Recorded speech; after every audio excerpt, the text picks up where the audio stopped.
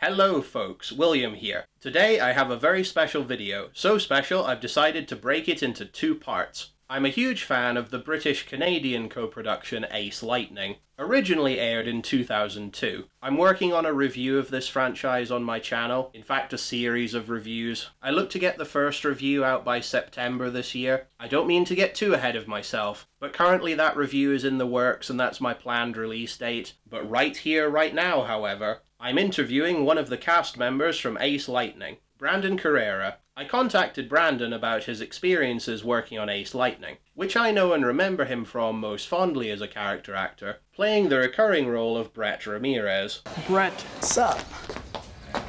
I'm Brett.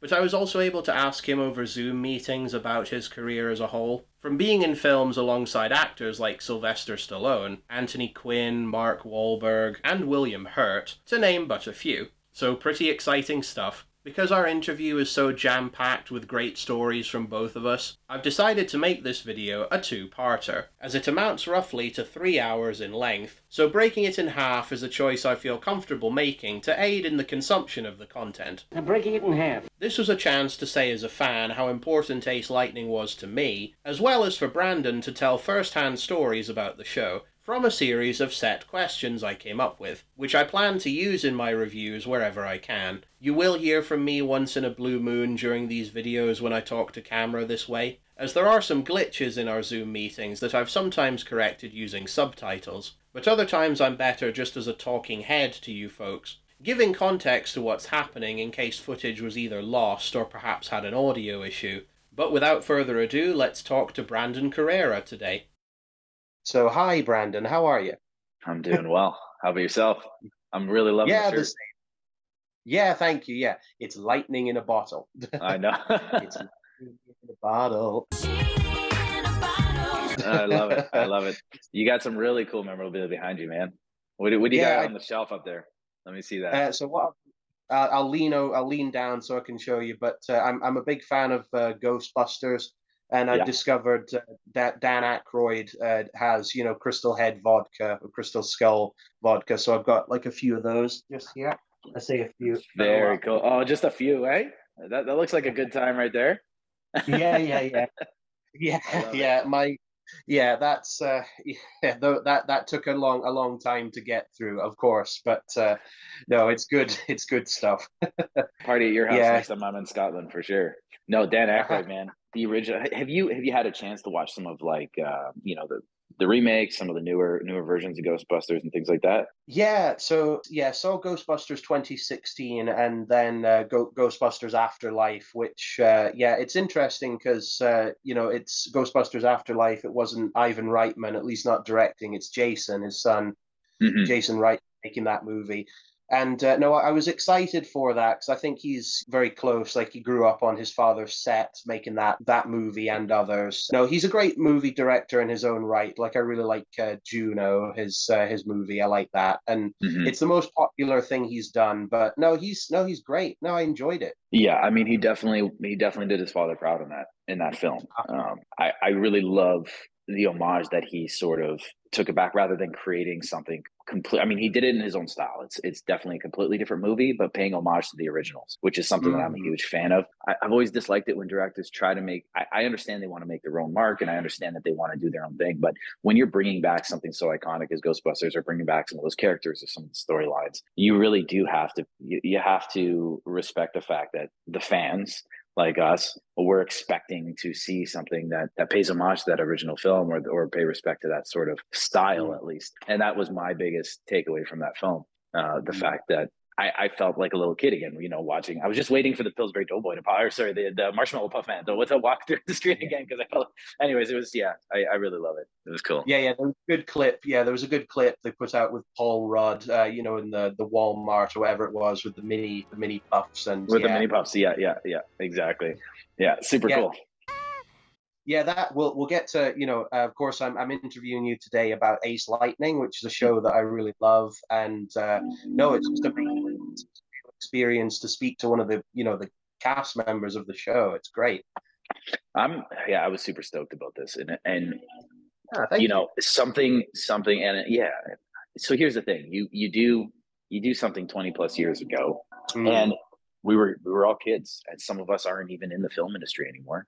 Some of us are actually, funny enough that this is coming up now, that are actually just kind of getting back into the film industry. Life sort of, takes different roads, takes you in different directions. You go with it, see what works, see what doesn't. But having someone reach out who you just never know what you do, how it might touch someone so long later, or what kind of a reaction it might have. And it's interesting to see people respond so well to something, feeling like it's a part of, its own sort of cult classic, its own sort of like genre, its own sort of kind of, and actually be a fan of it, or actually someone who enjoyed it.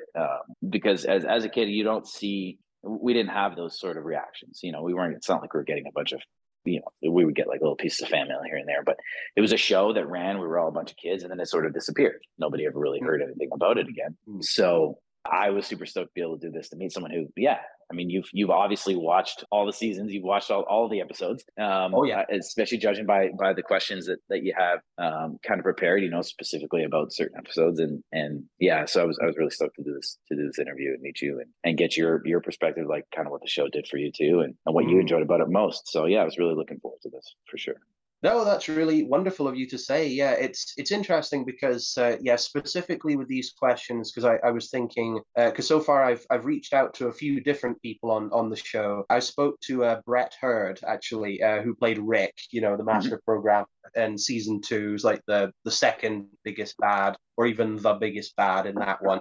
And I think because of Brett's a really lovely man. It was nice to hear from him. It was really wonderful. But at the same time, I don't know if Brett's acting as much anymore. He's directing now and he produces. But I think what you say, because it was 20 years ago, in a way, it's such a long time ago. And I think he wondered like how interesting his stories might be, or how well he could actually recall it. Because in Canada, I was talking to Matt Ficner about this a while ago now, but I think in Canada it played once on the TV, and similar to the UK, which is where I'm from, sometimes it can leave a lasting impact, and you seek it out, you can find it, particularly with the internet now. But other times the TV is how you discover things, and it's there then not there. So it's tricky. Yeah, I mean, so some of my friends, I was actually telling them I was going into this interview, and they even said, "Can you even find it anymore?" And I said, "Well, I mean, with the internet, we can find anything." But you're absolutely right. I mean, back then it was either a kid was sitting down and watched it when it came on,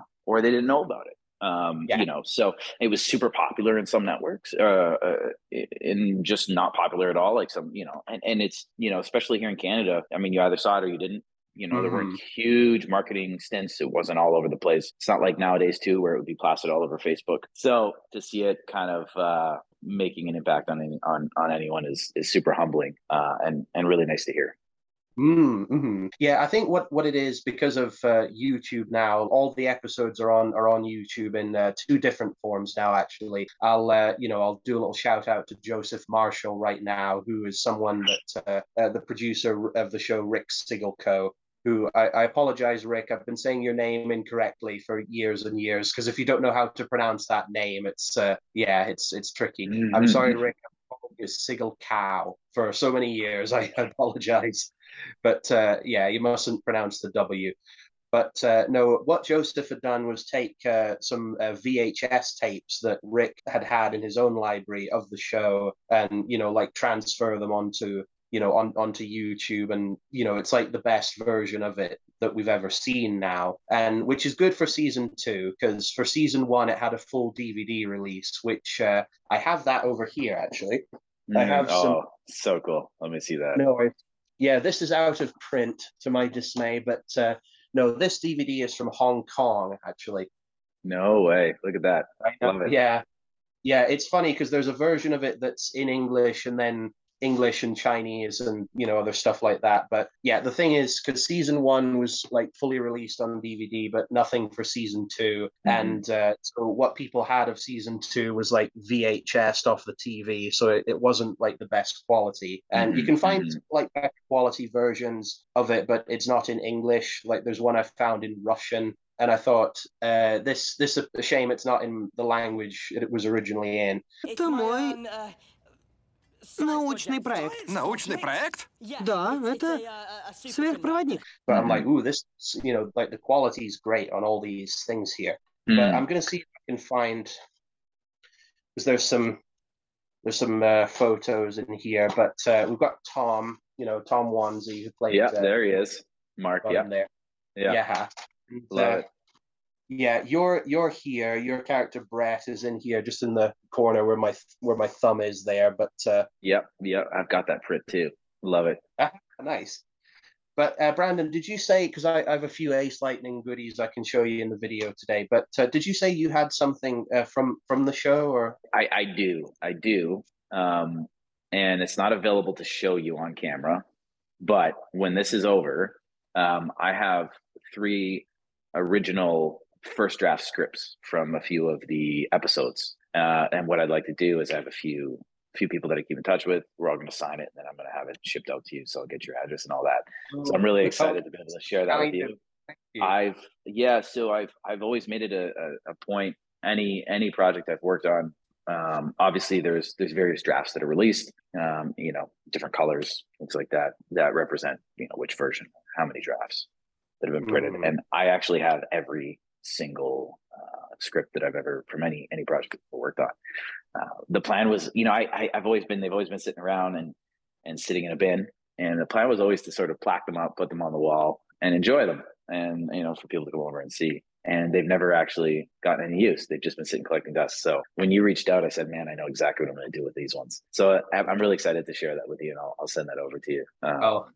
As soon as I can see who else. If not, you'll at least get my signature on that. But I'd love to be able to send that over to you, and I'll send you over some other cool stuff that I've got. No, that's the greatest thing. Thank you. No, I have some other things that I'll bring in accordingly. Sure. Yeah. No, it's just wonderful doing this interview, trying to keep my train of thought. But what I'll say, we'll get to the first little question there. But we were talking before about Ghostbusters, and I was on Twitter a little while ago, and I found it was a tweet from Mark Minardi, who of course played Chuck on the show, where he was talking about that. And I thought, oh, that's interesting. We've got, because it's my favorite movie, the original movie, or it's the movie I've seen the most, that and Gremlins and Gremlins 2. Oh my God, Gremlins. That's my childhood favorite right there. Yeah. I love the second one too, but the first one's so great, and because I thought, what would my favorite movie be? And I think it's that one because I've seen it so many times. But no, it's just weird, there's these little connections there. The synchronicity. Mark, yeah. So he's one of the few people in the world that I actually regret not staying in touch with. He changed and grew so much throughout his years, from teens into an adult, and he's turned into a really incredible human being. So I feel privileged to have been able to know these people when we were all in our youth, and I definitely walked away with some really great memories. But he's definitely someone that I regret not keeping in touch with. It's such his life, because he's obviously because he changed quite a bit, from season 1 to 2, and now he's he's a really jacked man now. He's he is, isn't he? Yeah, looks like a bodybuilder, man. Yeah. I was saying to Matt Ficner in the nicest possible way. I was like, yeah, he could kick our ass. He just, I'm sure he's no. I'm sure he's the sweetest. He's the sweetest guy though. Yeah. No, he definitely looks like a bodybuilder, man. He really stepped it up, and I think probably part of that was just wanting to enter different roles, and I think that's probably one of the hardest things that an actor can do is make that choice and make those changes. And he did it. He should be super proud of himself. Yeah. And Matt Ficner is another gentleman who had the privilege of seeing on set, working with his designs. I mean, I don't know if you've kept up with what he's doing nowadays. He's this creative genius that I feel he's undervalued. I feel like he should, I should be hearing so much more about him. But following him on Facebook is definitely is a lot of fun, and seeing kind of the characters that his mind comes up with and things like that. I heard that you actually have I think you might even have memorabilia that I've never even seen or even had, but I heard that you even have some of the toys, some of the releases of his characters, I was he did a little shout out to me because I contacted Matt last year asking him about his experiences on the show, because it's one of my favorite shows and he's a big inspiration to me as a creative person. I went to art school because of him, when I was a kid. It sparks that that thing, or at least his character. His characters from Ace are. It's my favorite thing he's done, but even before that, he worked on Noddy, which was like the British, kind of American or Canadian like co-production version of that, and he's worked on stuff ever since, like his web series, and he's got a show that he's doing now. Yeah, eagerly anticipating Fernsby's cryptid critter control. Oh man, that looks like it's gonna be really cool, man. I've seen kind of some shots of some stuff that he's posted, and the characters just look really fun. I'm looking forward to seeing that. Yeah. But I'll show you some of the stuff, because I was asking Matt if the merchandise was sold in Canada, because in the UK we did have some stuff. We'll get to the action figures in 1 second, but obviously there's that DVD set that is from overseas. But I have the DVD. This is another thing about I'll say this. I've got this here. This is the first 7 episodes of the show on DVD, and then I forgot to get my VHS tapes that I have of this, but. In fact, I'll dig that out right now. But yeah, that one's from the UK, and it's just sort of it speaks to a little bit of the obscurity of the show, because only so much of it you could buy on on physical media. But then got the annual from 2003, which is 20 years here. Yeah, love that. Yeah. I was checking this one out, because this one has a poster in the back of Ace and Lord Fear. So I've never seen that. That's something we never. Yeah, let me take a closer look at that. You definitely got to open that up for me. I need to show you the cover. I need to show you the cover more. But no, it's fun that you can find like this, because it's got a poster in the back. Oh, that's fun, man. That's super. Yeah, I like that. Very cool. Mm-hmm. No, it's got that charm. Sorry, I'm rattling through this fast, but I'll give you a proper look at these things, or like I'll show freeze frames in the video. But sure. We've got that here. Love it. Yeah. I love the pose too, man. That's iconic right there. That's exciting right there. Super pose. Yeah, I love it. I'll tell you what, the VHS of the first 3 episodes, it's the same cover as that, except it's blue. And the one, I'll find it for you. This one is important to me, just as like a memory of the past. Yeah, my personal copy of episodes 4 to 7. It's beat up real bad on the top. Oh, there you go. Yeah, on VHS. Yeah. With Lord Fear on the cover. That's actually really cool. That's a cool graphic too. I actually really like that one. Yeah. I think this cover, it kind of fed into my, because I love the heroes in Ace Lightning, like Ace and Random Virus and Sparks, but I do also love the bad guys so well, just in terms of the design. Yeah, no, absolutely. Matt Ficner did an incredible job bringing a likability to those characters, and just something that was like, they're just really cool to look at. They're not, and I think that was him wanting to make sure. I mean, at the end of the day, it was a kid's show. We didn't want to scare anybody off. It can't be too villainous, and obviously there has to be a hero and a villain, and it was very clear who it was. But I think Lord Fear was super cool, man. Yeah, apparently I'll need to ask Matt more about this, but this is a character I think he dreamt up long before the show was really? made, and I think it came. Yeah, apparently so. And I think the idea of this face, like this elongated face, for Lord Fear, it kind of came to Matt in a bit of a nightmare that he'd had, and you can kind of see why, Yeah. And Man. I to ask, I'll maybe ask either Matt or somebody, see if I can know, because there's a scene in the first episode where Fear, like his head reaches down upside down in Mark's window, and Mark screams and backs off because he's freaky. And I thought to myself, was that the nightmare? Could that have been the nightmare? And Matt's like, put that in, that in. That's in my head from this guy. I don't know if I'd sleep ever again if that was my nightmare. So that's it's kind of, because I was talking to Matt about like Lord of the Rings, for like CGI characters with live action, and I wonder if that face the design was maybe solidified after Fellowship of the Ring, with Sauron, that kind of knight, kind of long helmet that he's got. Never thought of that, man, but I could definitely see the relation for sure. I don't know. It's just my kind of a theory, but yeah.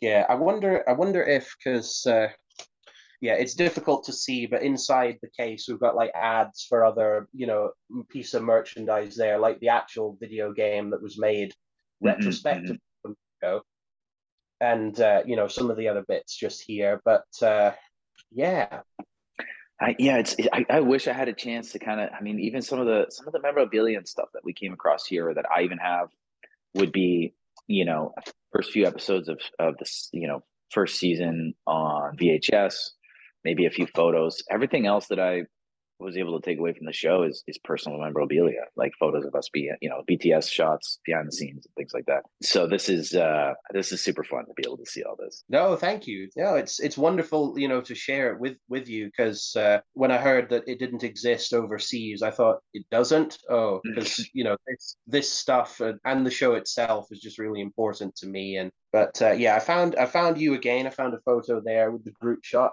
Oh, look at that one. I remember taking that photo. Let me take a closer look at that. Yeah, I'll get my fingers. Too cool, man. Mm-hmm. I love it. Great. Yeah. Sorry. No, this again, my own personal copy. I must have been curious about the film on the back, because I started to peel away that purple. So it's a bit of a light purple. No, man, it still looks good. Look at him. Mark, Shadia. You got Shadia there. Yeah. Yeah. We were so young. Yeah.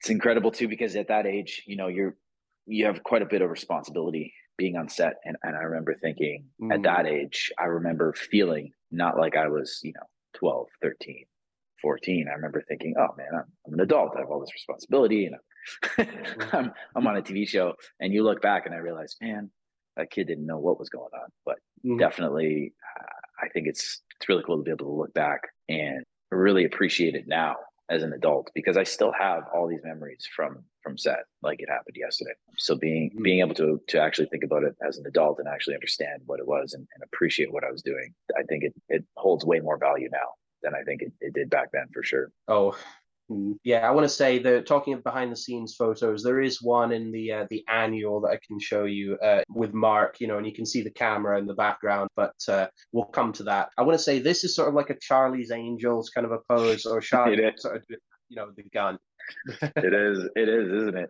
I'm pretty sure that's probably what the photographer was telling them to go for too. Yeah, but it works. It looks really cool. These kids look pretty badass. Yeah.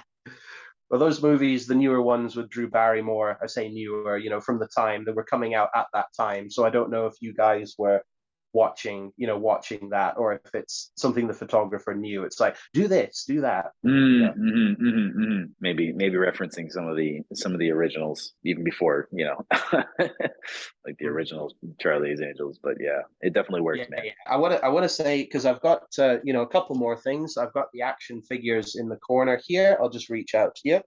Yeah, let me see those. I want to say it's a shame in a way, because some of the cast members are the voiceover cast. Even some of the the actors that were physically there aren't with us anymore, sadly. Some of the older dudes, I think, for example, I have Anvil. Here we are. This is great. Yeah. So we got, man, that is a cool action figure, man. I wish I could have seen. That's Well, I know, because no, I know that's in good condition too. Yeah. I found one that's actually missing his anvil hand, like on eBay, which is where these other things. I have 4 off camera. I'll get those here, but one of them was missing its hand, and what you can press a button. There you go. Boom. Yeah. There you go. Yeah. I love it. Get it back. Because gets the job done. Just whoa. Too cool. No, yeah, with the iconic garbage can lid, and apparently this Matt calls it his Kermit the Frog collar. That green thing he has there. Does he? I could see why. Oh man. Yeah, no, it's so great. But no, I was hoping actually to talk to Howard Jerome, who voiced Anvil. Howard is no longer with us, sadly. But and I wish I wish I'd kind of reached out. I don't want to say quicker, because I think he was unwell for a little while, unfortunately. But no, it's some great because there were some talented people on the show, like Cal Dodd, who's obviously done so many things. Mm-hmm. One of the names for, I mean, not a voiceover actor. He had a little bit of a bigger role, but Mr. R.D. Reid, who is no longer with us either. A Canadian icon for sure. Mm-hmm. That, yeah, it's things. Again, being older now, having a different appreciation for life, understanding how fragile things are, and when you reached out and thinking about the show again, it really put it into perspective and made me realize, hey, I actually had the opportunity, whether I worked alongside with them or not, to be on a show with some of these greats who, sadly are no longer with us, but I still hold that experience. And yeah, I mean, R.D. Reid would definitely be one of the ones that stand out in my mind as far as someone who's no longer with us. And really, it's a big loss, I think, just to the world in general, and the world of film and Canadian television for sure. I remember working on set with him. He was just always so professional, but so damn funny constantly. He couldn't help it, even if he wasn't trying to be. You are fearless. You are the dream man to chase away the nightmare. His character acting was definitely something award-winning worthy for sure. I mean, did R.D. Reid have the opportunity to be recognized for any of those roles in awards? I don't know. I've never really followed through or followed up with anyone's career. It's kind of, I was going to ask you about this because with R.D. Reid, but also Philip Williams, who played Duff, Kent in the show. I'll get Anvil back home. I was watching, of all things, I was watching Zack Snyder's Dawn of the Dead, and R.D. of course, in a small role. I'm like, it's Mr. Cheseborough, because to me, that's who he is to me. But then again, I say that because this show is my jam. So, Yeah, sure. Just give me a second to collect myself, okay? And I thought that is him, and it's a testament to a great actor because he played this tyrannical like teacher type.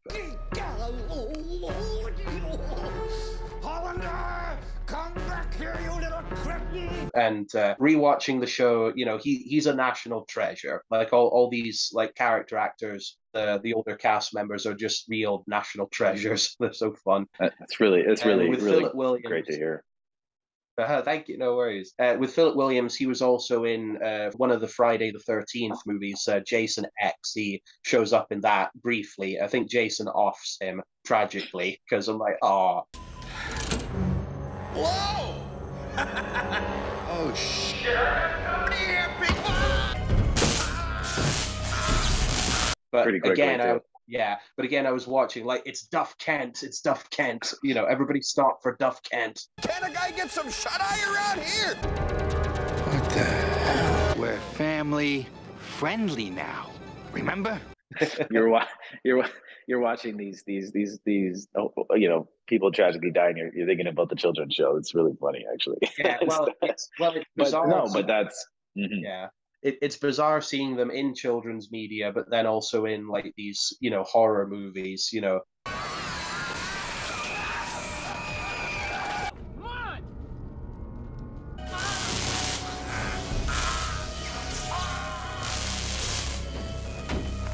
And are you a horror movie guy, Brandon, or like not particularly? Come Halloween time, I have my sort of cult classics and favorites that I turn to, but it's literally one time of the year. And Friday the 13th is my go-to sort of.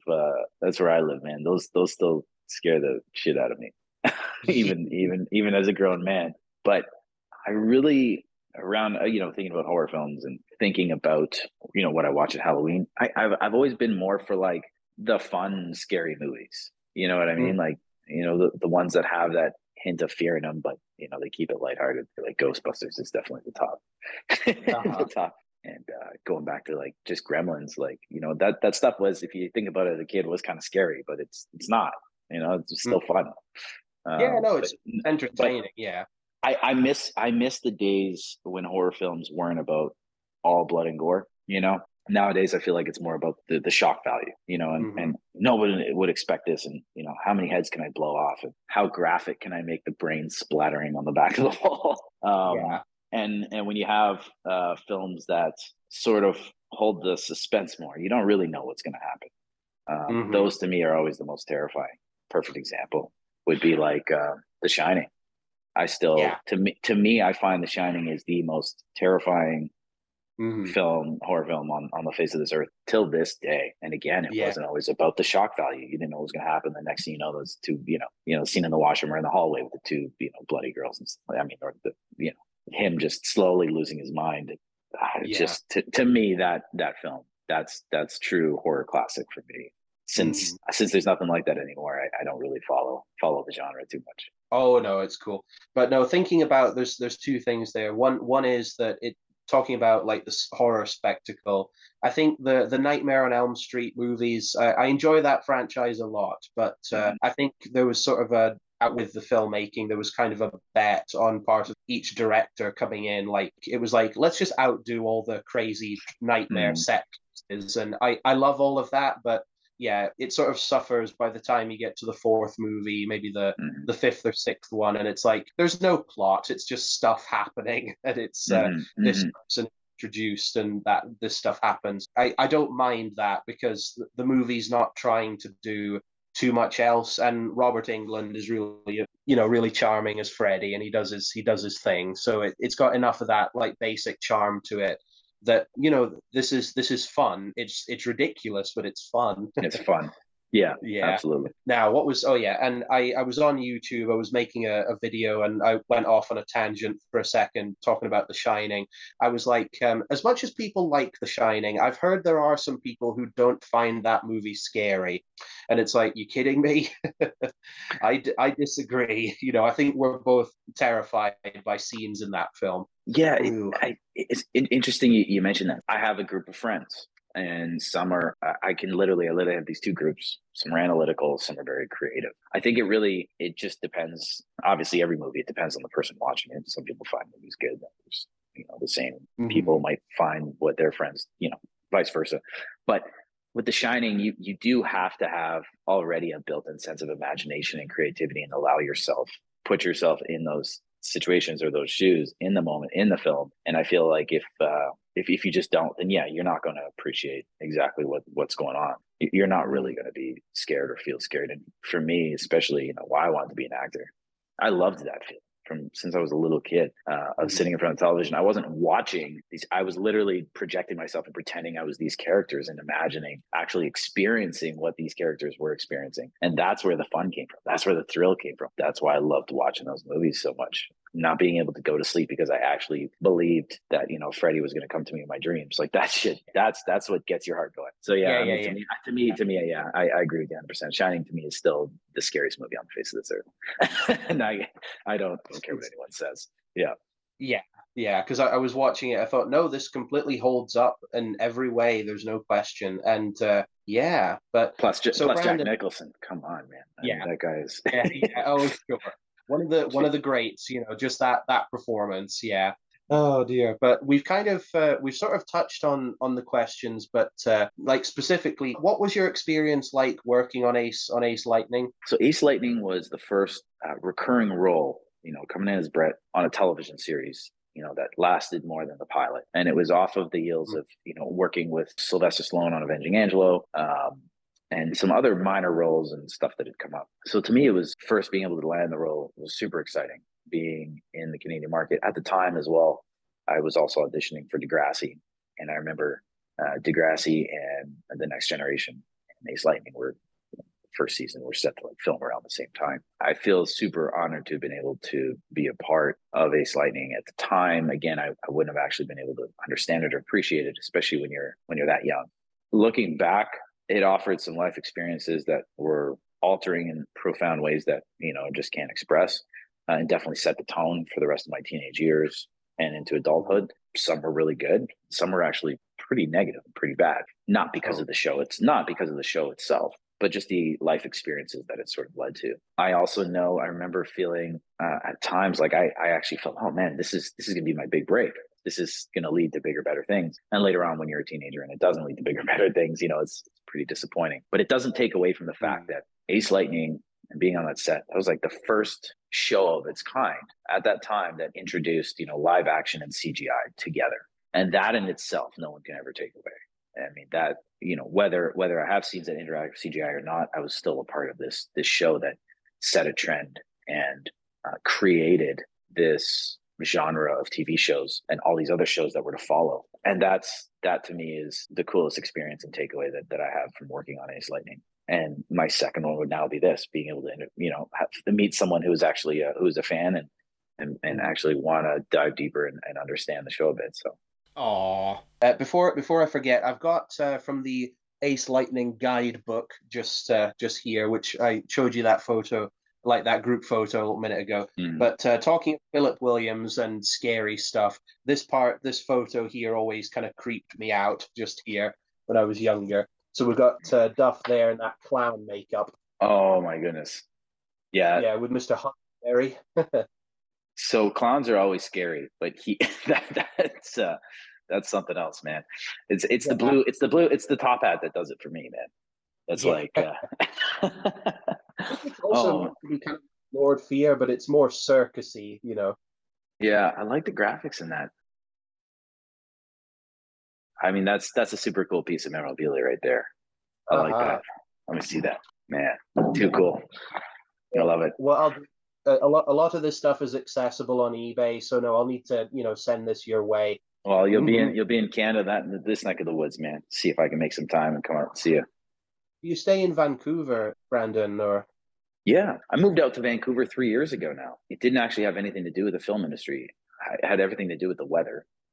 When you start heading into, so I was born and raised in Ontario, in Toronto, and, winters are always long, cold, dark, no fun. The city gets really busy too, hustle and bustle. You're always dealing with slush and things like that. And, it's not that we don't get, even right now, I'm looking out the window and, we've got quite a bit of snow, but it doesn't last, doesn't stay. Vancouver on the West Coast also has a very different feel about, your lifestyle. Mental health means a lot as far as staying active, taking care of yourself, being out and outdoors, more nature. It's a lot less of that city hustle and bustle, concrete jungle kind of lifestyle. So it really suited my needs 3 years ago when we came out here, and I'm loving it ever since. Yeah, of all people, Tom Green, who's from Ottawa originally, mentioned, he's like, if you're going to come to Canada, come to Ottawa, come in the summer, don't come in the winter. Probably a really good piece of advice. Right now, they're dealing with incredible snowfall. Yeah. Mm-hmm. How about where you're from? What's snowfall like? What kind of precipitation do you guys get? It can be quite wet, but I think just with like global warming or whatever the past years, it's not as snowy as it used to be when I was a child. But I think it's snowier in Canada than Scotland or just the UK, from what I understand. But it's also like it's wetter here. It melts quite easily, and then it can freeze back over into ice. So the snow is fine. It's just the ice is a real nightmare. I have a very clear memory of slipping on ice in the middle of April in Toronto, and I fractured a rib. And I remember thinking from that day, I'm like, man, wherever I end up, I want to end up where I never have to slip on ice in April again. Give me snow and ice for January, February, and then let it go away, man. I don't want to see it ever again. Yeah, for some reason, it gets snowier in Scotland in February than it does in December. And then from like late March onward, it's like warmer, and then you notice the days get short at the end of September, but like you don't really notice it until like mid to late October, like, oh, it's darker earlier, and then it's just snow and Yeah, I love it here, but yeah, this is the cycle of what happens. Oh, you're gonna love Ottawa when you visit. If you ever get a chance, definitely you wanna even, you're not too far from Montreal. I don't know if you've heard a lot about Montreal or if you know what's out there, but a lot of history, a really beautiful sort of European city that's, in Canada. And, if you go to Montreal, visit Old Town Montreal for sure. You'll love it. No, I'd seen some photos, not of Montreal, but of Ottawa, just looking at the canals. I'm like, yeah, this kind of looks like Europe. This looks like Paris a little bit, which I've been to briefly. Yeah. You ever been to Paris, Brandon? Oh man, I wish. Not yet. When it comes to Europe, I've spent a lot of time in Dublin, in Ireland, and a lot of time in Portugal. I'm Portuguese. Oh, sure. Family's from Portugal, and I've had a lot of blessed opportunities to be able to spend some time out there. It's actually, that's like the end. That's the retirement plan. I want to end up back in Portugal. Weather is always beautiful. I mean, of course, when you get into the north of Portugal, man, we get like snow, rain. You get into the mountains, and it could be pretty chilly. But you go to South Portugal, there's a place called Algarve, which is like this little, to me, a little slice of heaven. And there's a town. It's a town called Lille, and it'll on cloudy, rainy days, it'll rain to the east, it'll rain to the west, and there's this patch in Lille that's just always sunny and beautiful. It's really something else. And you're not too far away from from Lisbon. What is it, a 2.5 hour flight, 3 hour flight? Something like from that. where you are. You definitely got to head over there and enjoy enjoy the beaches during your winter. Yeah, I wouldn't mind, because often like art attracts me places. I've been to Paris and seeing like the galleries there, but also Amsterdam, and then like I'm trying to think where else. But yeah, you don't need to take too long on a plane if that's where you're going, because it's the continent right there. So and Lisbon is home to some amazing artists that don't they don't look for the sort of, it's just a very different feel. So they're very talented. You'll ask them, so how come you don't photograph or publicize or talk about it? They're like, I'm not doing it. Every artist I've met in Portugal has always been, I'm not doing it for anybody else but myself. I've always found that super intriguing, super beautiful to see. And there's these old buildings that they've actually, a lot of street artists have taken to. It reminds me a lot of like some of the back alleys of like Amsterdam and stuff. But like they're starting to do that now in Portugal. You see these beautiful murals kind of popping up everywhere. But yeah, you'd really love Lisbon for sure. Are you into old lost styles of like music even? Is that something you're... I haven't given that too much thought, but no, I'm intrigued by like kind of obscure things, and I'd be curious about that. There's if you do, or even if you want to look, but you ever make it out to Lisbon, especially, there's an old style of singing. It's called fado, and it's a folklore music. It's not a lost art. There's still a lot of artists who are portraying some of the famous fado singers of their time. Amalia Rodriguez is one of them. But it's absolutely, whether you understand it or not, it's very powerful music. You might actually enjoy it. I'll need to check that out. You need to send me an example of that. Yeah, sure. Because your second name, Brandon, is that Carrera? Yeah. Mm-hmm. Yeah, Carrera. Which loosely translates to like driver or like courier or driver of fame, which is kind of cool. I can see that, actually, yeah. Because when you mentioned, I was going to ask before, when you mentioned Portugal, I thought, okay, it's then a Portuguese name. So I was going to guess Spanish, but I prefer to ask, but yeah. Yeah, Carrera is kind of a big name in Portugal, or sort of like it's definitely a very Portuguese name, but the way it's spelt makes it more Portuguese, which is EIRA at the end of it, and not just ERA, which is like Italian or Spanish and stuff like that. But yeah, for sure, man. Send you over some names. Take a look at it. Yeah. It's different forms of art, man. Art is art. This folklore music at the beginning, when I discovered it, was through my grandparents, who were a big fan of. They used to go to these little Portuguese social clubs, and they would do these events where these famous fado singers would come from Portugal and sing. That's the first time I ever came across. And at the beginning, I didn't understand what they were talking about, but it's definitely very powerful. We're kind of off topic there, but I was just thinking, Brandon, about your other name, or maybe just be vague about it. Like it could be, people say, "Where's that name from? Where are you from?" Like, well, it could be Spanish, Portuguese, it could be Italian, it could be.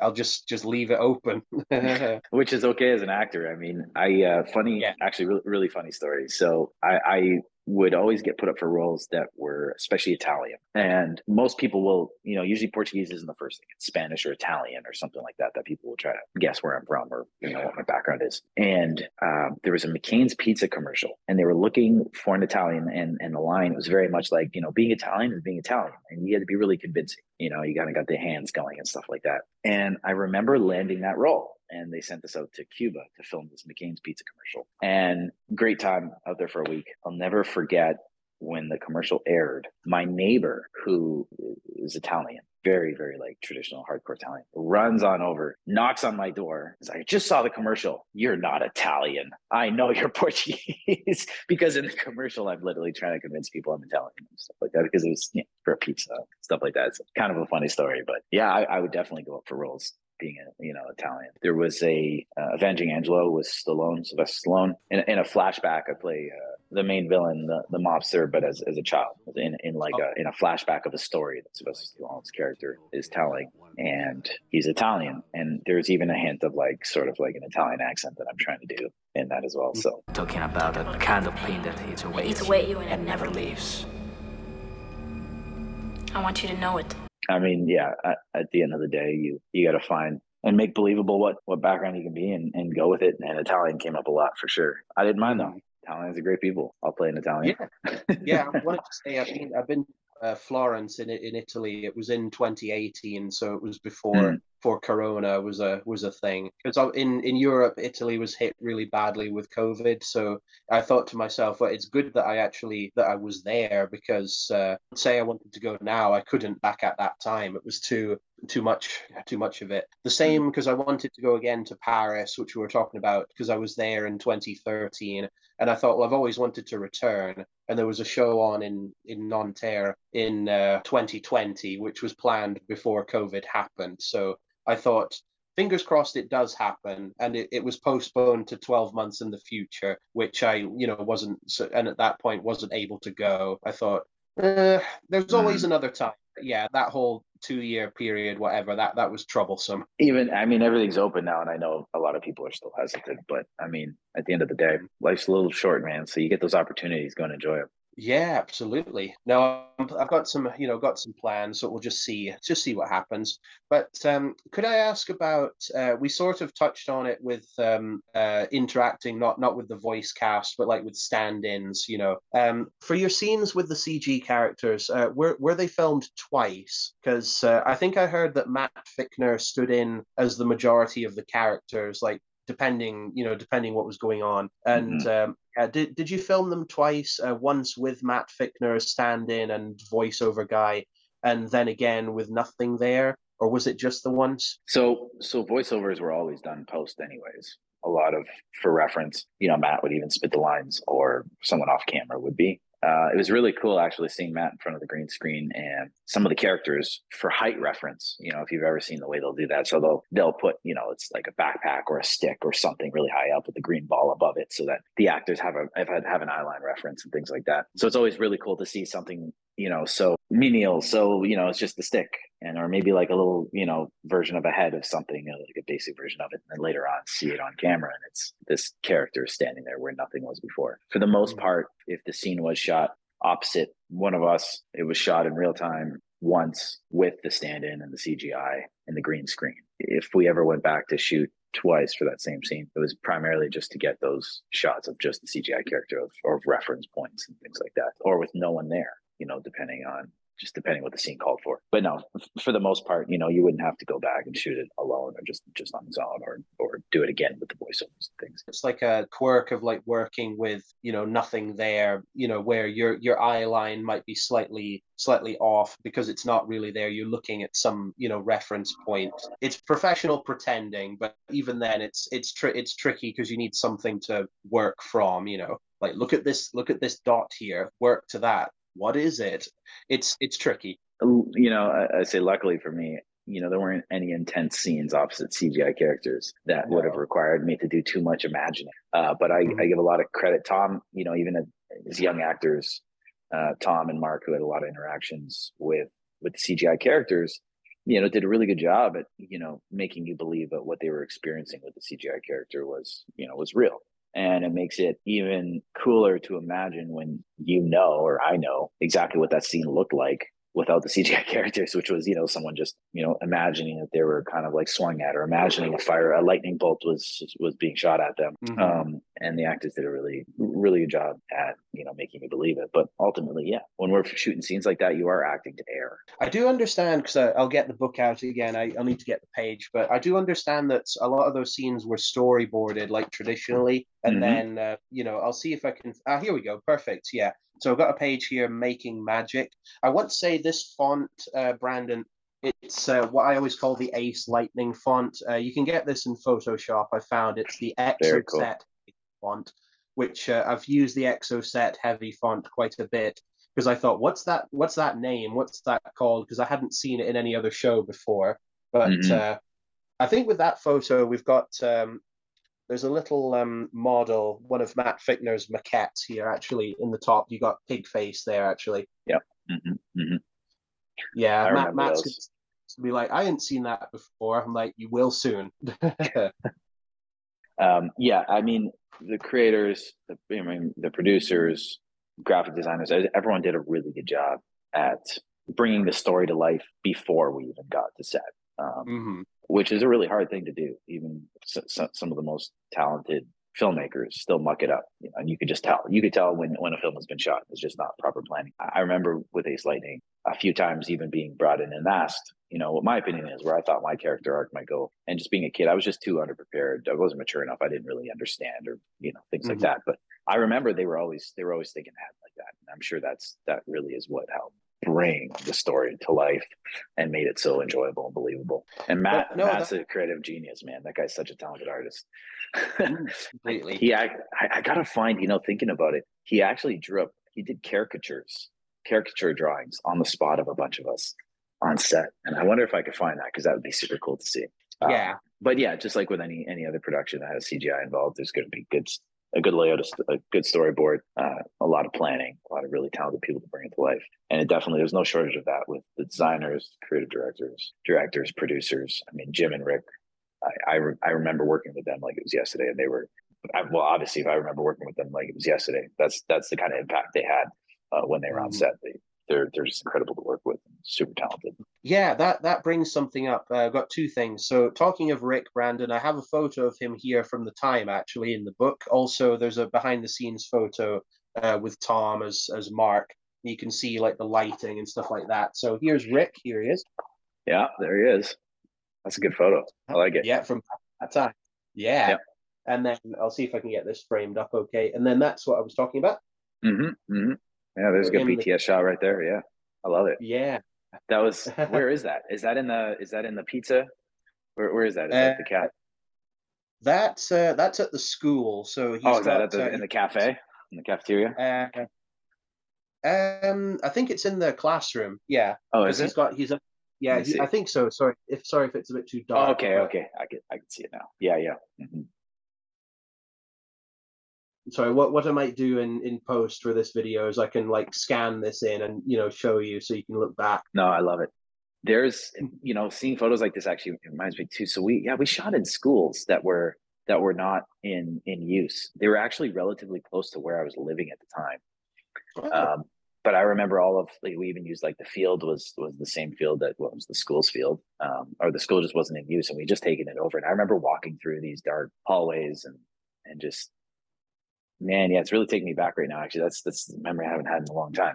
I remember in some of the cafeteria scenes or some of the cafe scenes, eating pizza. Like we'd have the same slice of pizza in front of us, and we'd try to keep it looking fresh. And I remember a couple times we'd just eat way too much of it.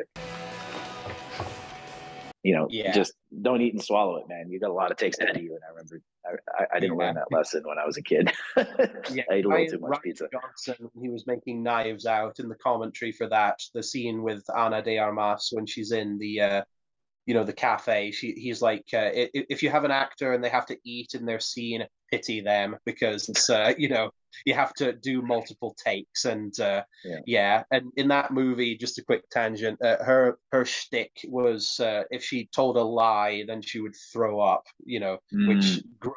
But you have to have like the physical comedy. And at one point when she's this is disgusting, but when she's throwing up, it's like a mixture of like apple and like like apple sauce and stuff, and she just had to expel that.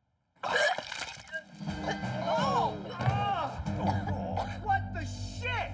And she wasn't keen, I think, on eating, on having that, like doing that. Mm-hmm. And Rian Johnson had to demonstrate as if it's your child, tasting it like, see, it's good. You try it. You do it. You can do it. Bear this one in mind. Dad, I'm not going to eat that. You will. Why? Because I've eaten it and it's tasty. It's fine. That's too funny. Yeah, definitely something that something I wish I had learned a little earlier when eating food outside. Yeah, well, yeah. Don't swallow all of it. Yeah, oh. No, the funny thing is, because I'd heard from Rupert Lazarus, who did the production design on the show the other night, and so that story you told, yeah. So I think the carnival set like in the playing field behind the school, or That you know. that's set too, man. Oh my goodness. I mean, I know it looks, you get snippets of it in the scenes, but they had designed like that carnival existed. We used to walk through at night and like actually have fun. I remember I got a picture of Tom and I were, you know, the game where you swing the sledgehammer and it goes up to the bell, Yeah. and where one of us are standing over top of it like this, and he's got the sledgehammer like he's ready to swing it, and the ball is going to hit me basically. But I mean, like we would literally walk around and have fun in this because it was an actual, you know, theme park. It felt like, and yeah. So at one point it was designed on the property, just in the back there. Obviously, you know, all the fronts and stuff like that was just plywood held up by two forts behind. But all the design, I mean, the set designers did such an amazing job at texturizing everything and bringing everything to life and making it feel like you were really in this carnival, this rundown carnival. Yeah, talking of, because there's a bit on the DVD here. There's some there's a little bit of a blooper reel, and it's I think episode 2 where you win the bunnies, and Mark rips the head off of one of them. There's like a bit where you Brandon, you're like messing up your lines, and you did your best, but it's like, yeah, we need to take 2 where it's like, look, I know you're new here, but in America we don't rip the heads off other people's bunnies. We don't rip the heads off of bunnies. Oh my goodness, I totally forgot about that too. Wow, yeah. What a flashback. Yeah, you're absolutely right. We did mark that up a couple of times. I what to say, I had less of a memory for the first 3 episodes of the show than I do the 4 that came after, just because of the VHS that I had, because I have both tapes now just for collecting purposes, but this is a tape that I actually watched, so I remember that. So you probably remember that better than I do, you know, that bit. I do now. Yeah, you do now. There's so many memories on set, but that was definitely one that I had forgotten about, and I'm really happy that you brought it up. Thinking about it, I mean, lines are one of those things that, as an adult now, just think. I mean, sometimes things are just not said the way that you would ever say them, and having to say them and make it believable is really tricky, and that's usually when you end up fumbling over it. But I remember actually, and what ends up happening though is this: you'll mess the line up once, and you guys will have a laugh about it. You go to say it again, and now you're tripping yourself up because you're thinking about how you messed it up, so you mess it up again.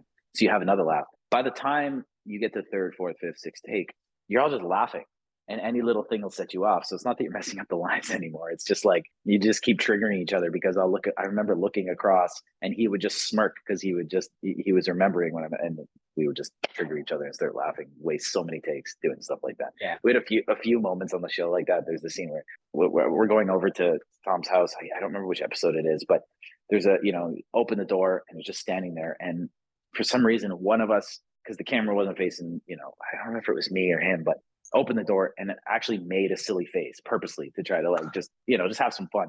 Yeah. But that literally set the tone for that scene, because I think we had to do it like 10 or 11 times, because every time that door would open and you saw his face, we would just all start bursting on laughing. Some good times on set for sure. Yeah, there's talking of weird little moments, there's the Halloween episode where it's another actor that's, sadly not with us any longer, who played Simon, Mark's dad, where you're eating the black pudding it's supposed to be, and you remember. You like it, and then he says what it's made of, and then you throw it back up. It's just like, whoa, whoa. It's called black pudding. Made of pig's blood. No. Oh my goodness. Yeah, there's so much growing up in Ace Lightning, but still.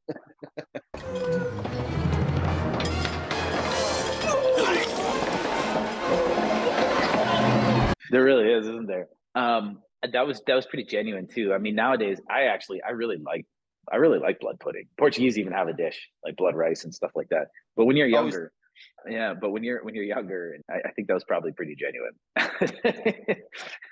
The idea, I've never actually had black pudding, we call it, and they call it that in the show. I've never actually had black pudding myself, I don't think, but the idea of it does sound kind of icky, Especially with the texture. But you get over it. It tastes pretty good. Yeah, yeah. Oh dear. Ooh, no, this is so much fun, isn't it? It is, man. No, I appreciate Yeah. it. Even just sometimes, it's really just triggering a lot of stuff for me where you have memories like it happened yesterday, but then you don't realize all the little details, all the little things. So having someone kind Mm. of bring it back to me is actually really nice. A lot of fun. Oh, I think. Could I ask for season two, kind of talking about like the stand-ins and stuff like that?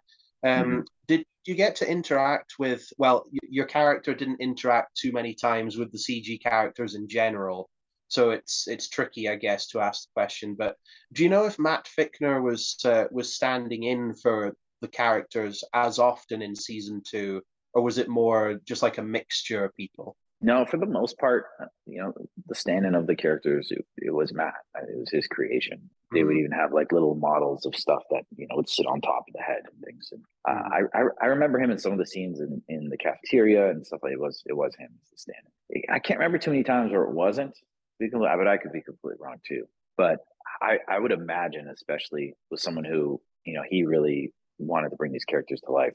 He was really involved in every aspect of that. Which is amazing because it's his vision, it's his thing, Mm-hmm, mm-hmm, and I wonder because he was saying in an interview about how it's kind of a weird gray area for performance for CG characters because nowadays you people in like motion capture suits who are performing for the character there, but it was sort of he was sort of halfway in between that just by being there. I know you said he had like stuff on him, so like for height reference and things of that nature, but no, it's great. It's got that ingenuity. I mean, and yeah, and it really offers a different perspective now when you go back and watch the show, and you can actually see the emotions or the reactions out of the CGI characters when there was no motion capture. Mm. That's literally just a creative mind. And yes, so he would be doing the emotions reactions, but it's not like anyone's watching him or picking that up and then relating it into CGI.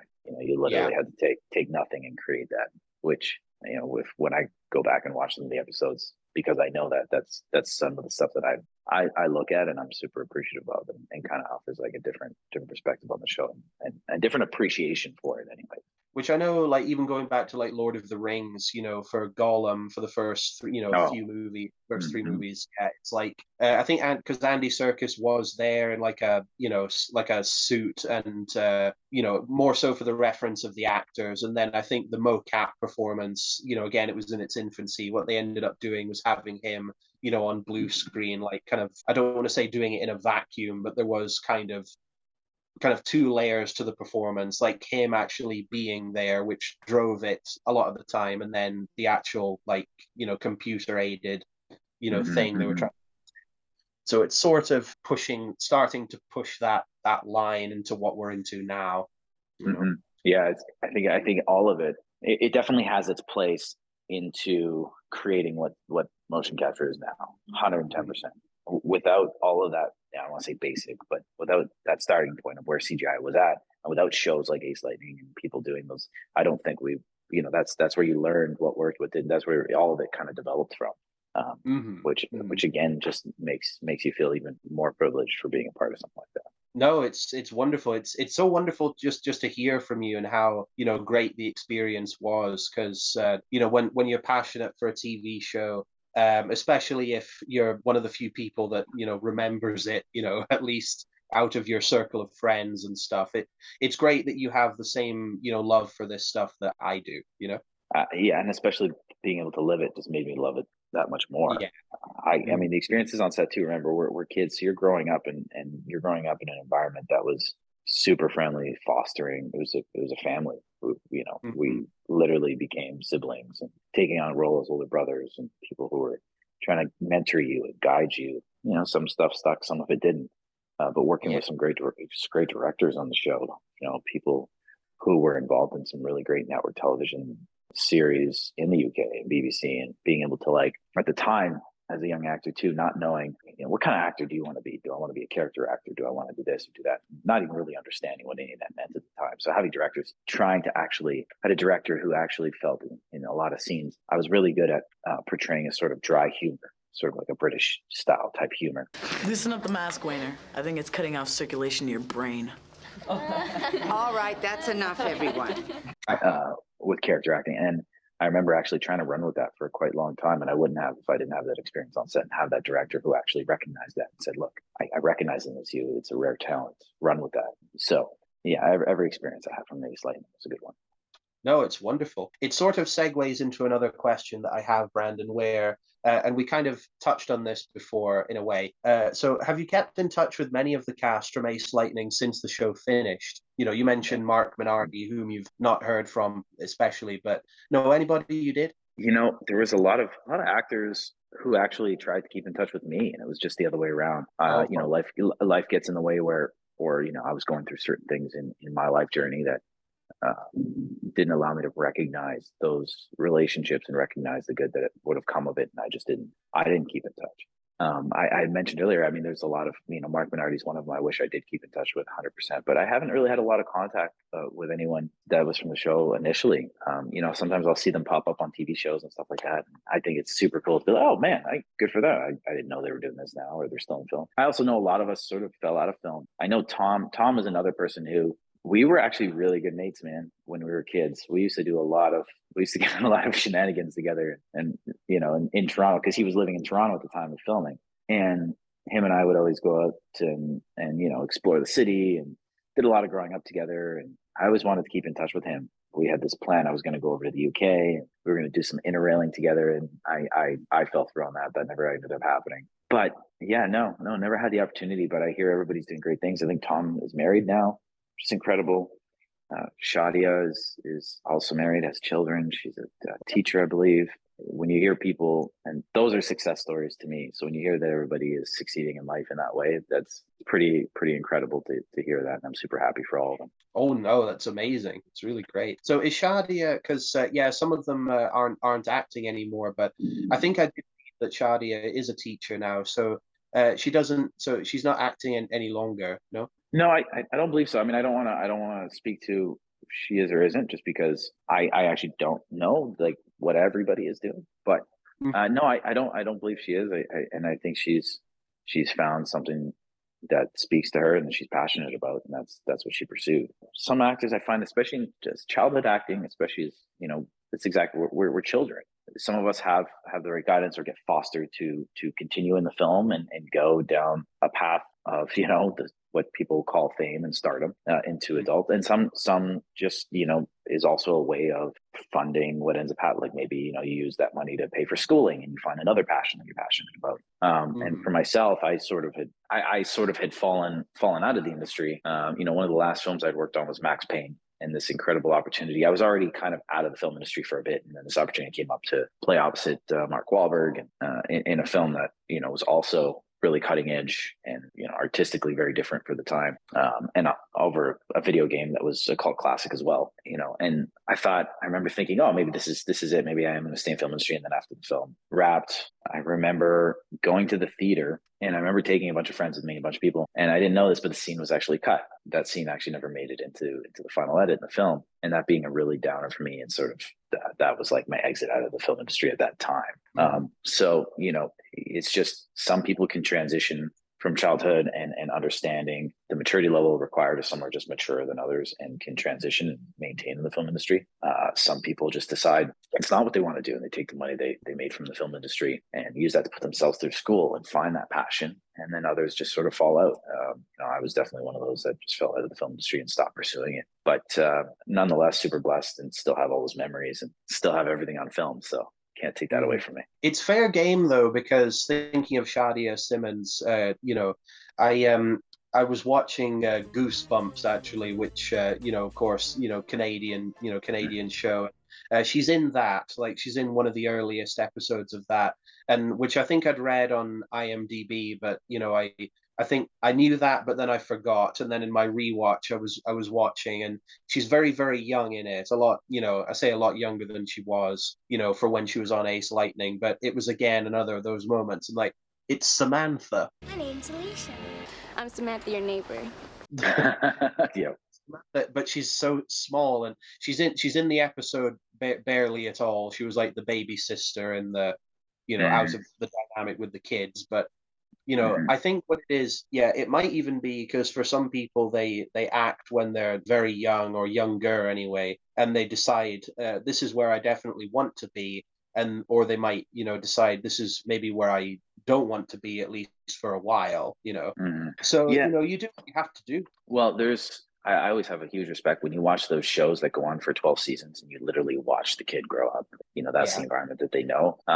Always have a lot of respect for those who, even after that series ends and transition into different roles and can get out of the fact that people only know them as that one role. Always a lot of respect for people who can do that, kids who kind of transition out of that, because not everyone is as successful. Sometimes then they just become known as that and they get pigeonholed too, right? That's all they're known for, and then they want to stay in the film industry and they can't transition or get people to see them as anything else. So that could be a super hard spot to be stuck in as well. So kind of think it's, for myself, it's kind of like a little blessing that I didn't get stuck in a role somewhere as a kid, because I'm a very different person now and I'm very passionate about the film industry in a very different way, and I'm not stuck as being known as one specific role. So, getting back into the film industry now in the past few months has been really exciting in that regard, because it's a clean slate. It's a fresh start. So I'm really excited about it. No, it's some amazing news. But do you ever get recognized for your role as Brett from Ace Lightning, or not in years? Not in years. No. It's been a long time. And the last time I was still a teenager too. So I was a lot closer looking to actually what Brett looked like. I think I was about 15, 16 years old the last time someone had recognized from Ace Lightning. It also stopped airing, like you said, on TV. And if someone's not looking for it now, they're not going to know about it. The one thing I still get known or stopped, and it was such a small role, it was just one episode, but on Degrassi: The Next Generation, just because that actually repeats a lot on television. That episode. Yeah, I want to say, sorry, I'll let you say that, because with Degrassi, Degrassi: The Next Generation, which Mark Minardi was also on, of course, I don't have a frame of reference for that show. I've never actually seen it. I just know of it, but the DVDs occasionally crop up on eBay, so I'm eyeballing that, or maybe with streaming now, because I do want to watch that show. In an ideal world, I would have seen it by now, and I could ask you about your experience on that. We'll talk about that, but I thought, I'll watch it sometime. But season 3 and season 4, you'd enjoy a lot for sure. Oh, fun. But what was Degrassi like? Since we're talking about that, we'll ask just real quick. I can't even. I wasn't on set enough to even know. Really interesting fun fact though. I'd flown in from Cuba, where I was filming that McCain's pizza commercial I told you about. Flown in the night before I was supposed to be filming the episode on Degrassi, and that was the first thing where I was filming back to back. So I was like on the heels of something. I felt like things were moving. It felt really cool. I went into it with a lot of energy. But it was actually supposed to be set in a town called Wasaga Beach in Ontario. Wasaga Beach. And we actually filmed it in downtown Toronto, the beaches. So it was very, very cool to kind of see them set it up like that.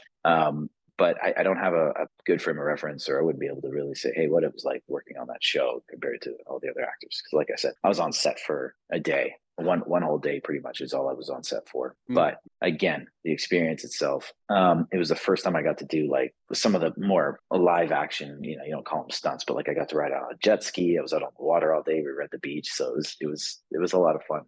It was a humbling experience too, being with a lot of actors who had been on the show for so long and had so much experience, being at that age range or age group and actually being so comfortable on film, seeing the way that they were on set. It was definitely a big learning experience for me. Yeah, I wanted to say, talking of stunts, because you're it says like actor, stuntman, and stuff like that on your your credits there, and I was thinking of there's a scene in Looney Tunes Back in Action with Brendan Fraser where he's like, I'm a stuntman. It's like, you a stuntman, please? I am.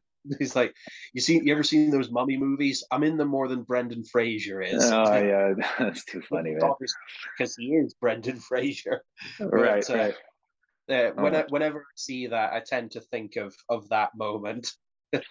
Yeah, I've had some pretty good experiences. I mean, I have a lot of friends who are martial arts who are working as stunt doubles. We also there's on set, you can also be hired as something called like a special skilled actor, or actor with special skills. So where you're kind of doing movements that might be, related to doing a stunt. You might be doing martial arts and stuff, but you still get to act as well. You still have lines. And I had the opportunity to have some roles where that was the case. I've also been able to, be a stunt double. We did one of the coolest opportunities I had was for Hasbro Toys. It was for Ninja Turtles. Yeah, and I never saw the release. I never saw the commercial released. But basically, there's an older gentleman sitting in a chair, very like grandpa-ish, can barely walk. Gets out of his chair. He's kind of hunched over like this, and then he busts up to a bunch of, I think I did like a spinning heel cook into like a round off, and then a back tuck, and I did a backflip, and then I landed like this superhero pose, and he's supposed to get up and kind of crank his back out again. So I got to double this older gentleman, this actor. But to do it, I had to spend 3 hours in a makeup chair, getting all made up like an old man. They had the bald head wig and even a little bit of like a padded suit because the gentleman's a little bit heavier set. So that's an experience for me when you talk about being able to do stunts on set. That was something that stands out in my mind because it was the first time I actually, had to spend time doing all the latex and the makeup, and I looked like this 70-year-old man. It was also like a glimpse into my future, like, oh, this is what I'm going to look like when I'm 70. I knew exactly and then also having to do those movements. I remember it took me a few takes because, I was able to do some of the stuff with ease without any of the padding on, and then putting the padding on. It was the first time I had to do it. And it was actually really hard. It was exhausting. It was tough. And I remember thinking, man, these actors that, get made up in a chair for 8 hours in some of these films and they're doing these stunts, man, totally different respect when I'm watching films like that now because I know exactly what they go through. Mm-hmm. After that, I got into some precision driving, and that was kind of cool because I've been able to actually travel and being able to do like motorcycle stunts and car stunts and things like that.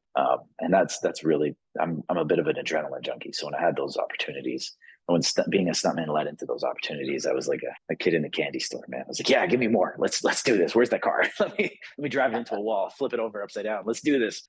Yeah, this is my favorite thing ever. This is exciting. Yeah, it was pretty cool. Yeah. Oh no, it's just so wonderful, isn't it? Oh, but Brandon, do you remember the camping episode out in the country, the Not So Great Outdoors? Fantastic title. So, do you remember what it was like filming that one, or where was that shot? Can you remember? Oh man, you could probably tell me more than I could. I don't know. Obviously, the show was shot in Toronto, at least the first season. I think the second season was in Whitby.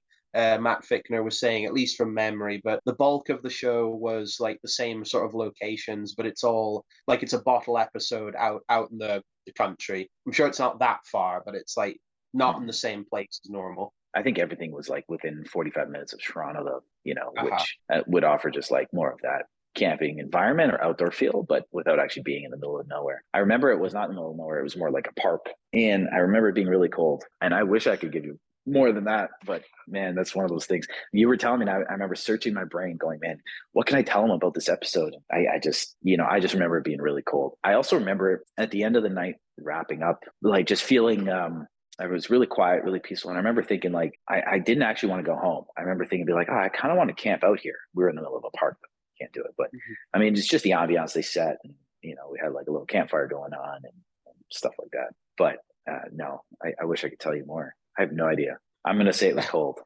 Yeah, no, it's cool. I'll tell you what, it certainly looked that way because there's a part where the way it's shot, they disguised it pretty well, but you look like to the right, you're like, yeah, civilization's right around the corner. Or there's moments like at the carnival, there's like there's like trees, at the side, and you can sort of see the school in the background. Unless you're looking for it, you don't see this. You don't see it, but it's there. Yeah. Yeah, it definitely looked cold, and there's some bits where it looks like it's the back of Beyond, as we say. But no, some good production or some good TV making there. Oh, 100%. I mean, set and location was definitely on point, and they found some great spots that were close by, but we didn't actually have to go too far. Mm-hmm. Mm-hmm. Yeah. So here's a question, and you might be a good person to ask this. You might not. I'll just go for it. So Ace Lightning was filmed in Canada, but set in America. Do you know why productions work like this? Obviously, I understand about like cost saving, but why, generally speaking, is something filmed in Canada not also set in Canada? Because I can't think of many shows or movies that are filmed there and also set there. I'm sure there are. I just don't know. I can't think. No, I mean, so you mentioned it. I mean, obviously it's filmed in Canada because Canada does have some amazing locations.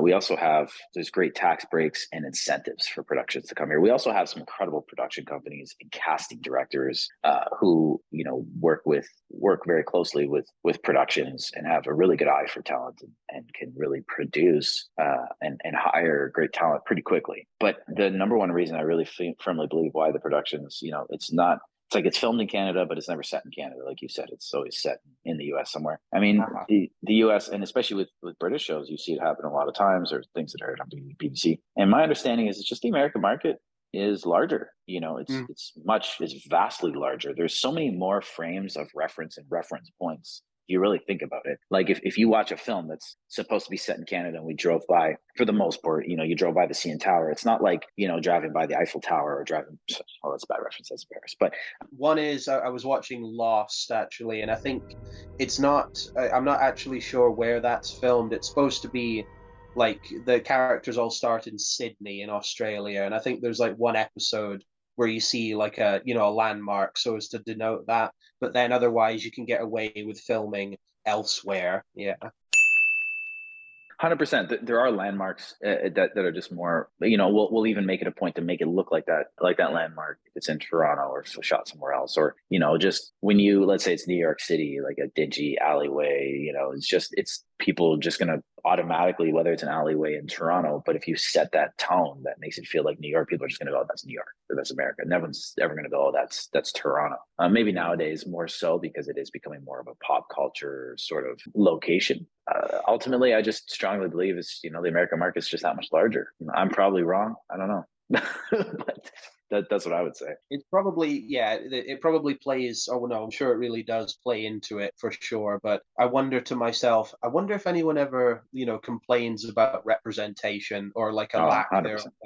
Like, how about us, eh? We're doing a Canadian thing. Yeah. But there's so many more, I mean, nowadays too, especially with the film industry being what it is in Canada and how busy we are, it is, I see a shift. And there's so many more productions and film festivals that cater to films that are representing where they're shot, not just in Canada, but even just more, you know, films popping up in, you know, just in Europe too, in Paris and the film festival out there and what that's done. And just so many more of these films that weren't so widely accepted 20, 25 years ago because they weren't, you know, your typical, you know, Hollywood film.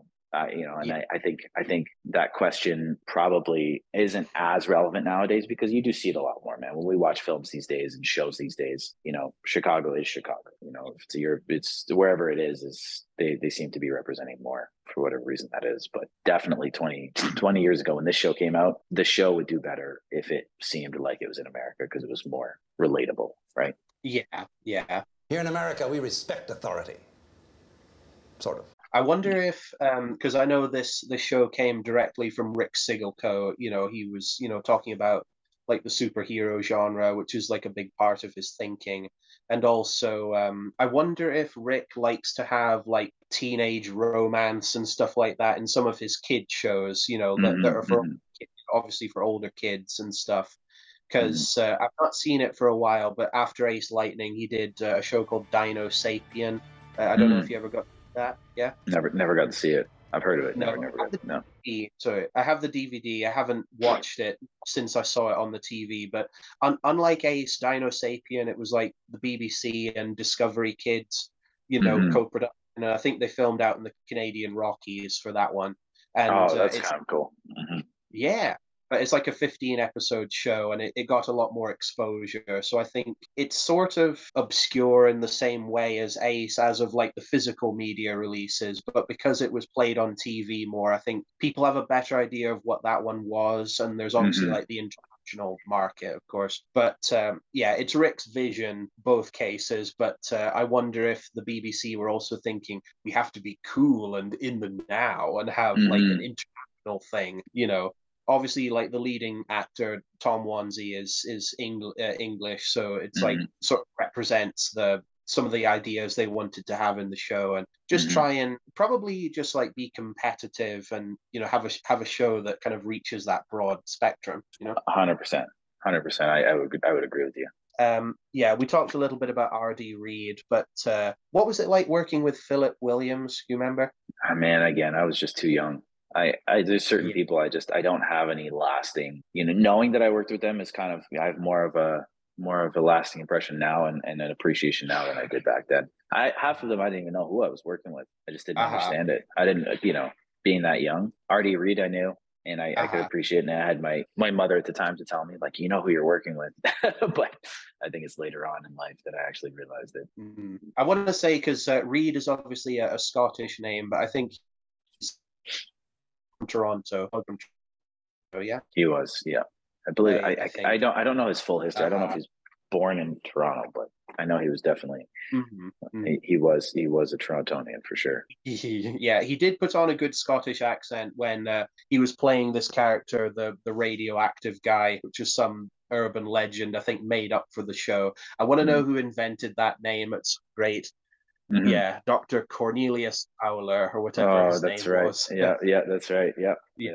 See, this is stuck in my head. It's like, Cornelius, we just want to help you. Cornelius, we just want to help you. You can't come in. No one can ever come in again. I'm Reid. You can't come in. No one can ever come in again. I'm radioactive. I love it. I love it. That's really good, man. I love it. Yeah. I think you've got to say, can he come in? It's not. Cannot. I think they need to do a reunion episode, and we're going to bring you in to do the voices. I think that's what needs to happen. Oh, yeah. I did my impression of the puppets for Googler's character, for Zip and Snip, for Matt Ficner. I don't know if I can muster that. I mean, maybe if we have a moment at the very end. Yeah, but, sounds good. No worries. But talking of which, because I know you were quite young at the time. Like, I wanted to ask about Diane Douglass, who played Mrs. Kutcher, who was also in Goosebumps for one episode. And again, rewatching that, like, it's Mrs. Kutcher. Oh, please, call me Nettie. Carl loves bacon. Carl! All right, I think I looked her up on IMDb because you think, well, these are some great talents. What have they done? But do you remember working with her in the cafeteria? I wish. I mean, I remember her. What I remember in those cafeteria scenes with her was feeling like she was everyone's mom. She was super supportive, really, really fun to be around, super cool, and really embodied that character, man. Like,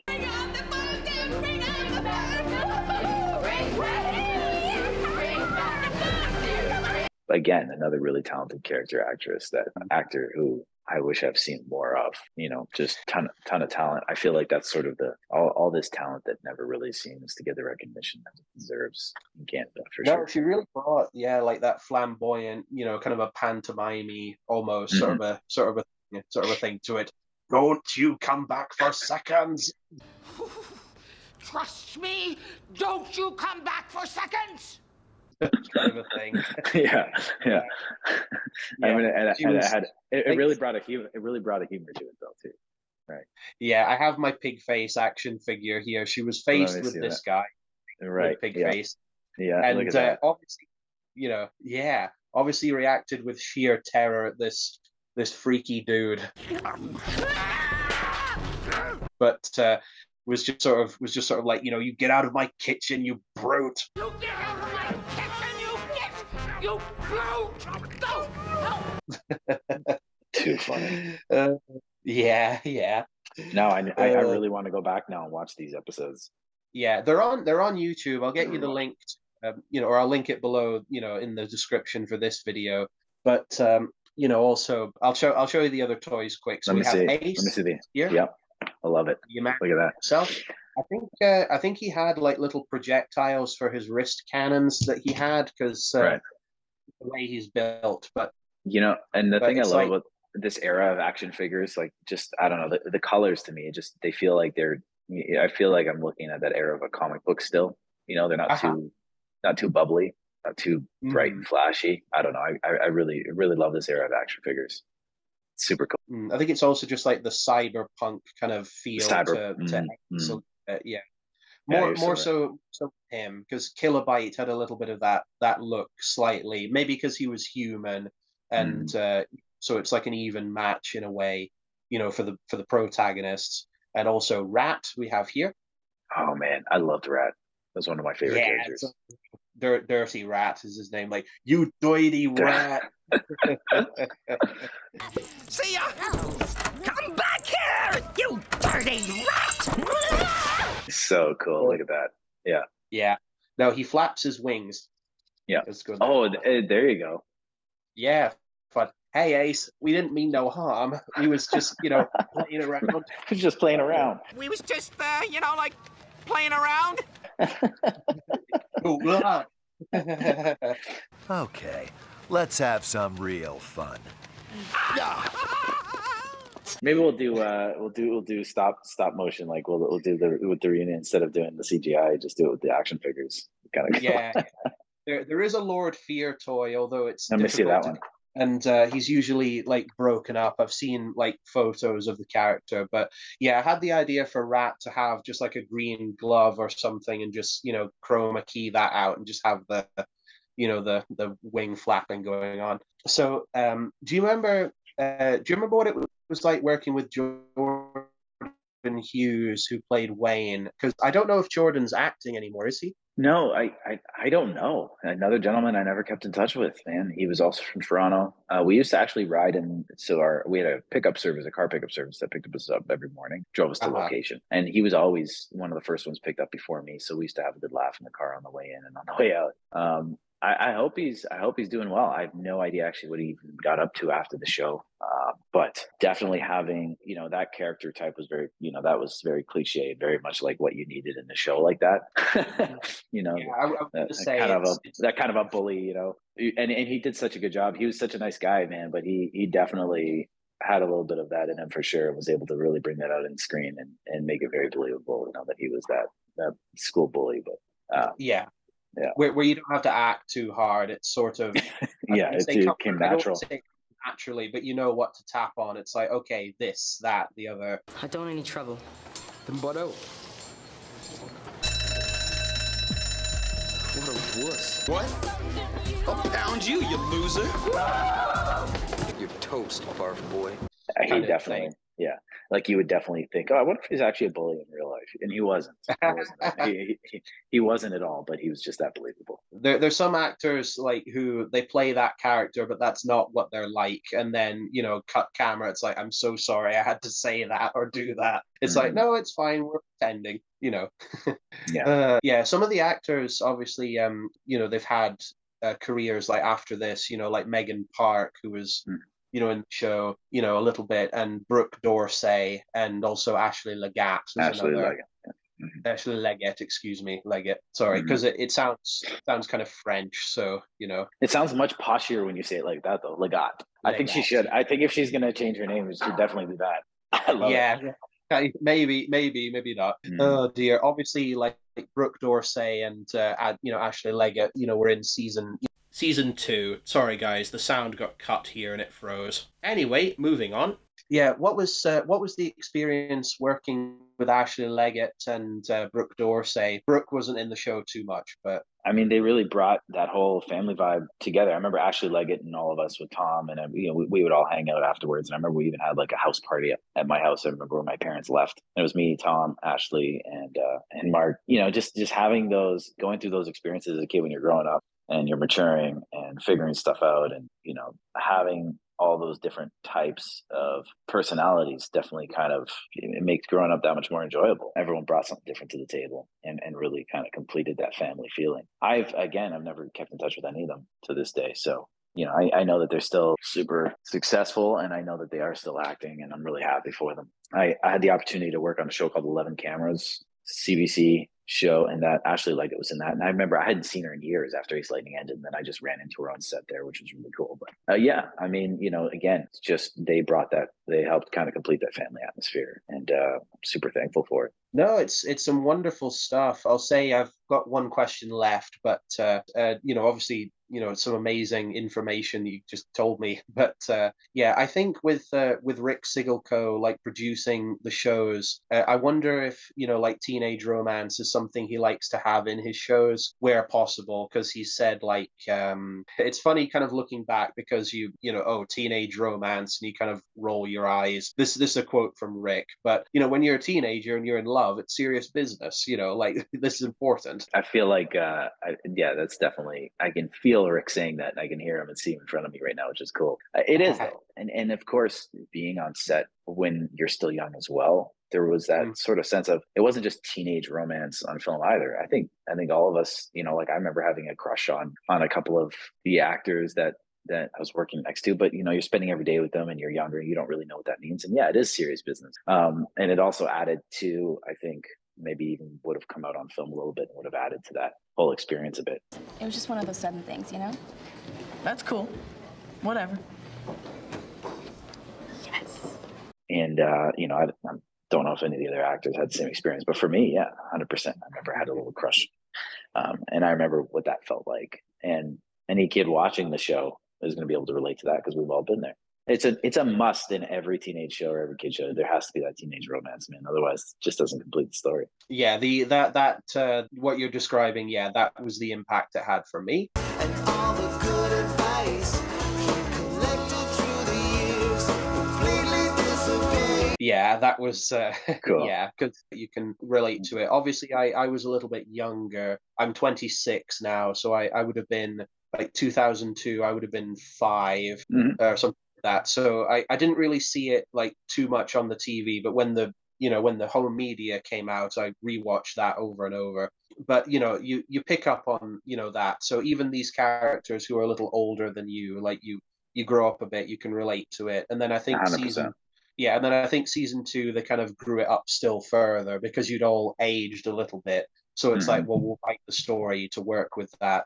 And I do feel, Brandon, that your character did really grow a lot, in season 2. Like, I love Brett in season 2, because he's sort of being messed around by Heather, by Petra's character.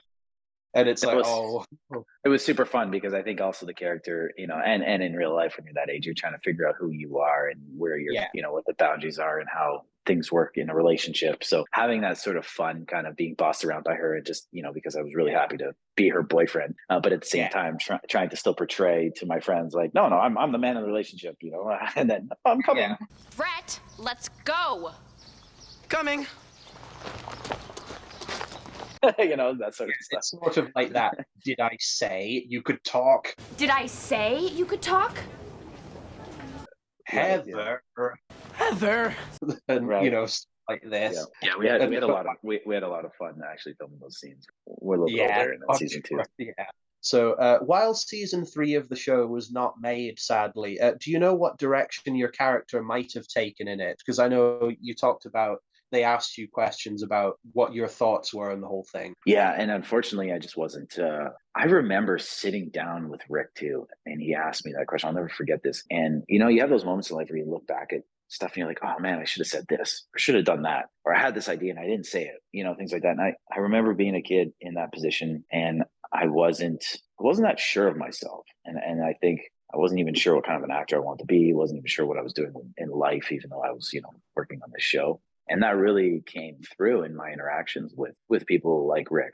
I'm sure it did. Even though I was 13 at the time, you are expected to have a level of maturity and understanding of what you're doing and be able to answer questions like that. And I remember I completely fumbled that interview with him. I wouldn't say interview, it wasn't an interview, but I remember he was getting everybody's input. He was getting everybody's feedback, right? I think they were messing around with storylines and starting to think ahead of season 3, and they wanted to see what everybody's opinion was. Like, what did they want to see? What did you want to be doing in your character? And I didn't have good answers for him. I remember that clearly. Like, I remember just, not even being sure and be like, oh, you tell me, sort of thing. So I don't know where Brett would have gone. I would have been really cool to see the relationship maybe become more friendly with Tom's character with Mark and actually become a lightning knight. I think that would have been a cool way to kind of tie off where all of his friends are sort of fighting alongside of him, and see that develop a little bit. But, I don't know if that would have worked with the storyline. But if you ask me now, that's something I would have liked to see. It would have been a lot of fun. Yeah, yeah. Well, I think because your character obviously knew the video game and played it. Oh, yeah. So you play? Know what my boyfriend does. What do you know about Ace Lightning and the Carnival of Doom? Is it hard to play? It's not the easiest. It's got some pretty cool features. I was thinking to myself, not so much what would I have wanted to see. I would have wanted to see, you guys all work together against the video game, bad guys. But I guess it's just like, logically, where can you go? And also because even still, you were obviously still growing up. I think they wanted to, they could have even aged up the show even more. Because like you went to high school and you could have gone further through high school or something like that. And I know they wanted to add in new characters, and because they were working on storylines already, some of which I've heard about, where it could have gone potentially, but that's a what if. Mm-hmm. Yeah, I think ultimately maybe, obviously that's where I wanted to go, but thinking about it, if it did go that way, you wouldn't have that sort of character relief in certain scenes where it's like, I'm the one guy doesn't really know what's going on. And that kind of could add sort of a value or a comedic relief even in certain parts, or just like where you, the viewer, know what's going on and this character doesn't. And I think that kind of breaks things up. What was that? Such a whim. What was that? It's a long, crazy story. And that's probably why that wouldn't happen. What would be super, super cool if they ever thought to bring back Ace Lightning now, though, would be kind of would be fun of all of us growing up and our kids are back in school and seeing our kids go through those. Or Tom has children and he's back in America and his kids are going to the school and they dig up the video game, kind of like a Jumanji style. The game sort of gets woken awake again, and his kids are going through it, and we're all adults, But yeah, it's really cool.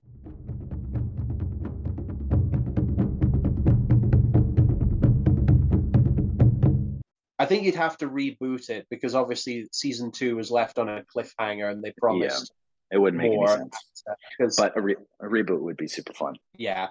Stranger things have happened, according to Matt Ficner. I was asking him what his thoughts would have been on a revival of some kind, and that was his response. Like, who knows? It's true though, and nowadays with motion capture and tech and where the film industry is, I think the show would be a lot of fun, man. It would be something that a lot of people would watch and really enjoy. Yeah. Do you know, Brandon, talking of Tom Wanzi was staying in Toronto, was Devon Anderson staying there as well? Because I think you only met him as a character, like in the show. I mean, he was in one episode, like one full episode, but he was in like the opening tag of everyone apart from that. Morning! Was he staying in Toronto or staying in Toronto much? I'm not sure. Not 100%. We didn't really have a lot of time with him. No, it's okay, because I think his bits were filmed. I was looking at the gag reel. I think his bits were filmed, in like probably a separate room, to the house Mark was in or something. So they had him for that. But it's like we could film this like relatively quickly because it's just a small role and like one full episode. And then you're out. And then season 2 kind of has that same, arc going on. Little bit where he's in like the opening scene with Tom, and then it's just him on video call, kind of like we are now, for the rest of the show. Hi folks, sorry for the abrupt end to part 1 there. So the Zoom recordings that were made, this is where they stop for this session. After this part is where Brandon and I bid our goodbyes, although this footage wasn't recorded and didn't download, sadly. However, it creates the perfect midpoint to what is now a 2-part interview. We recorded part 1 on January 31st this year, and what became part 2 was recorded on February 21st, or Pancake Day, at least in the UK. I didn't know that was an actual thing. Pancake Day? Is that what we're meeting on? I have my pancake, have the last pancake right here, actually. Oh, that's so cool, man. So a bit of a break there. But anyway, to save us just saying goodbye again, I came up with bonus material to discuss with Brandon, and oh boy have we got a good video in store for you folks as a result. Tune in next time to the channel to see the second part of the interview with Brandon Carrera and myself. Take care folks, and feel free to like, share and subscribe to the channel, hitting the notification bell for when the video goes live. Thanks again for watching everyone. Welcome to part 2 of my interview with Brandon Carrera. In case you missed part 1, feel free to click the link to the first video right here. Although if you've seen the first part and are content to proceed, Welcome folks, and let's go ahead and enjoy what's in store with today's video. It's a doozy, as they say. Also, virtually all footage was recorded and usable this time. There were some audio issues with the raw recordings for this meeting, which I've worked my best to fix, mostly by adjusting the sound rather than adding subtitles or anything. Anyway, as this whole second part is a reshoot and expansion on our last video, to kick this one off, Brandon and we yelled reshoot to jumpstart this video. So let's do it, and here we go. Reshoot. I'll just say a small comment before we get going with today's one. With Tom Wanzi, his accent, like the way he said Pete, I couldn't quite hear it or understand it. Like when I was very young, I thought he was just saying P, just the letter P. And like his friend was just called P. Believe me, Pete. You got that right, Pete. Hey, Mark. It's Pete. I'm not afraid of going to the loony bin, Pete. Things got pretty scary today, Pete. You've got that right, Pete. Peter. And I thought, is that like a handle or what's the thing? But no. It's like, well, Pete. Well, Pete.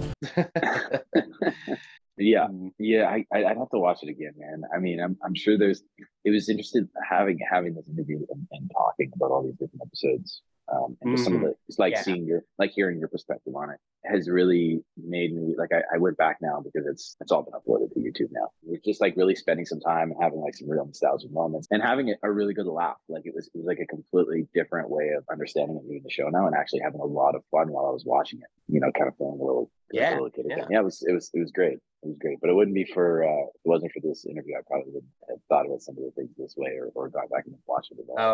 So it's kind of cool. But no, really cool. Thank you. It's one of those because it broke new ground in so many ways, like with the combining live action actors and CGI characters together. And you know, I don't know if it always gets like credit for that. There is a web page that I'll give you the link to, and you know, some of it's like sourced from Wikipedia, which you can obviously write anything you like on Wikipedia, so I don't know, but like I think if the reference list is perfectly legit, which this stuff is, then it's like where it did do all those things and people do it all the time now, but I don't know if it always gets like the proper credit, like, oh yeah, this show was a thing. Because I think there are lots of people who I think still know about Ace Lightning and remember it fondly, not necessarily from the United States, say, because I know that the show was in syndication in the US, according to Rick, and it did okay. He was saying it didn't do as well as it could have done, and I think it's just like competition from like Disney Channel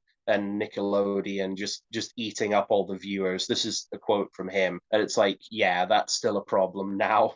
But even, I mean, at that time that Ace Lightning had come out, there was a real era and push of these Nickelodeon shows and Disney shows and stuff. It was like it was almost like overload, you know, like so little commercial and just so many different program. You know, in that time it was like they were so specific to kind of like what kids were watching, what that age group was watching. So yeah, it definitely, I think that was a big reason why I didn't do as well in North America. But I find like a lot of my fan mail would come from places like the UK or Malaysia even, you know, which was to me, I think, way cooler than getting fan mail from the US. I don't know. There's just something, you know, that, you know, that like, you know, my voice was being dubbed somewhere in some other places, you know, some other world, and it was being appreciated by kids in Malaysia. It was just kind of a cool thing. Yeah.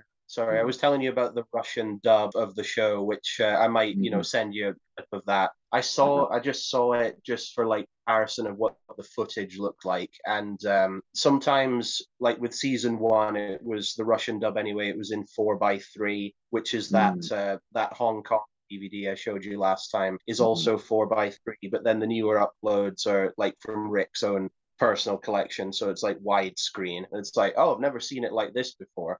You know. I was just saying, yeah, because I've been watching all the uploads, and it feels like better quality than when I was watching it on my little TV when I was yeah, just another reason I appreciated it that much more watching it now. So they're in 4:3.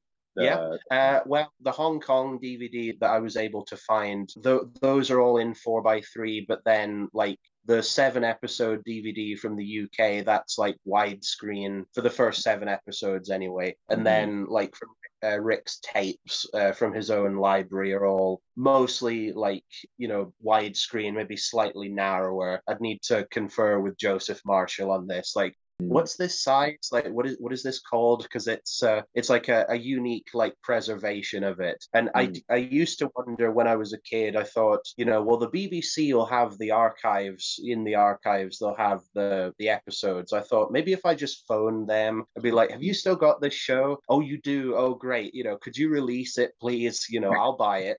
Yeah. Like Joseph made some, it was on Twitter, some like personal DVD box sets for Rick Siggelkow, but also Matt Ficner, not just with Ace, but with Noddy, the American version that they worked on together, and Thomas the Tank as well. But like the one that was, because both of those shows are from the UK originally, but they were like brought over, for the international market. And I think all the tapes still existed, but not on DVD. And he's like, well, I've got access to these and can transfer that, keep it alive. I mean, yeah, that was another really, really kind of touching piece of all this that, I didn't realize Rick actually has all of this being preserved. Matt Ficner still has a lot of, a lot of the items from Ace Line. It just goes to show, like, it doesn't matter how much time has passed. It didn't matter how successful it might have been in the market or not. That is people who actually truly, really, cared about what they were doing. It wasn't just about, we're going to try to make as much money as we can and throw it out there, and whether it was successful or not. And then just like, 20 years later, oh yeah, that show. And like, some producers are, it is what it is. It's just, oh yeah, I did that thing 30, 40, 50 years ago, 20 years ago.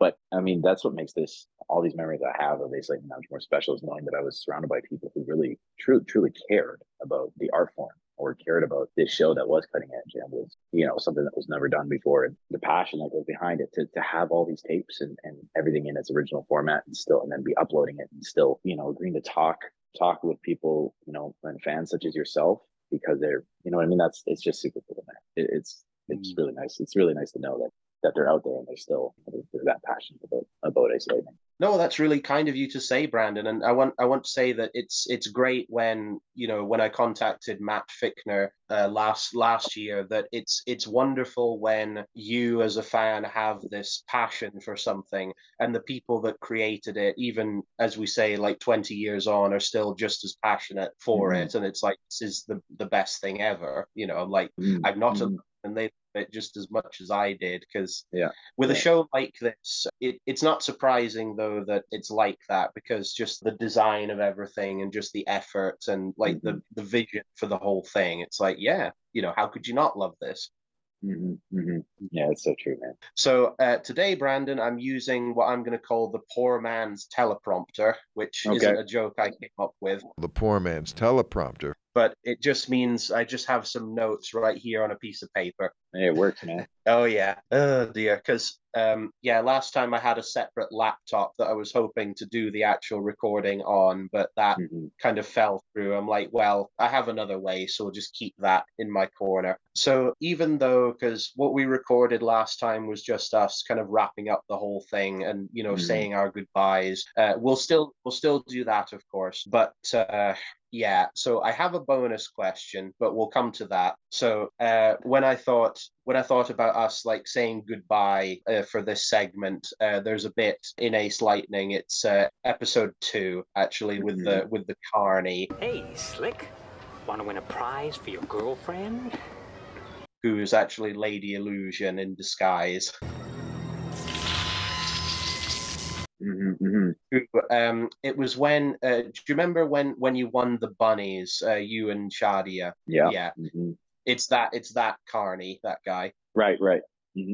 And I'm not sure who that actor is. I've tried to find some of these, who I was calling national treasures, because they're just really funny. Some of them do have speaking parts, but they're mostly just there for a few minutes and then they're out. So yeah, but she says, he, in Lady Illusion's voice, it was dubbed over later. She's like, better say your goodbyes before it's too late. Ha ha ha ha. Better say your goodbyes before it's too late. But I just thought, yeah, that's freaky. I actually really enjoyed that episode. So a lot of these episodes that we shot at the carnival set, they were actually set up like carnival. Like we actually had, we had some of the rides there. So and a lot of the stuff was actually shot at night. We had a lot of late night shoots. Being a kid, all the lights are lit up. We got all our extras around. Cameras are rolling.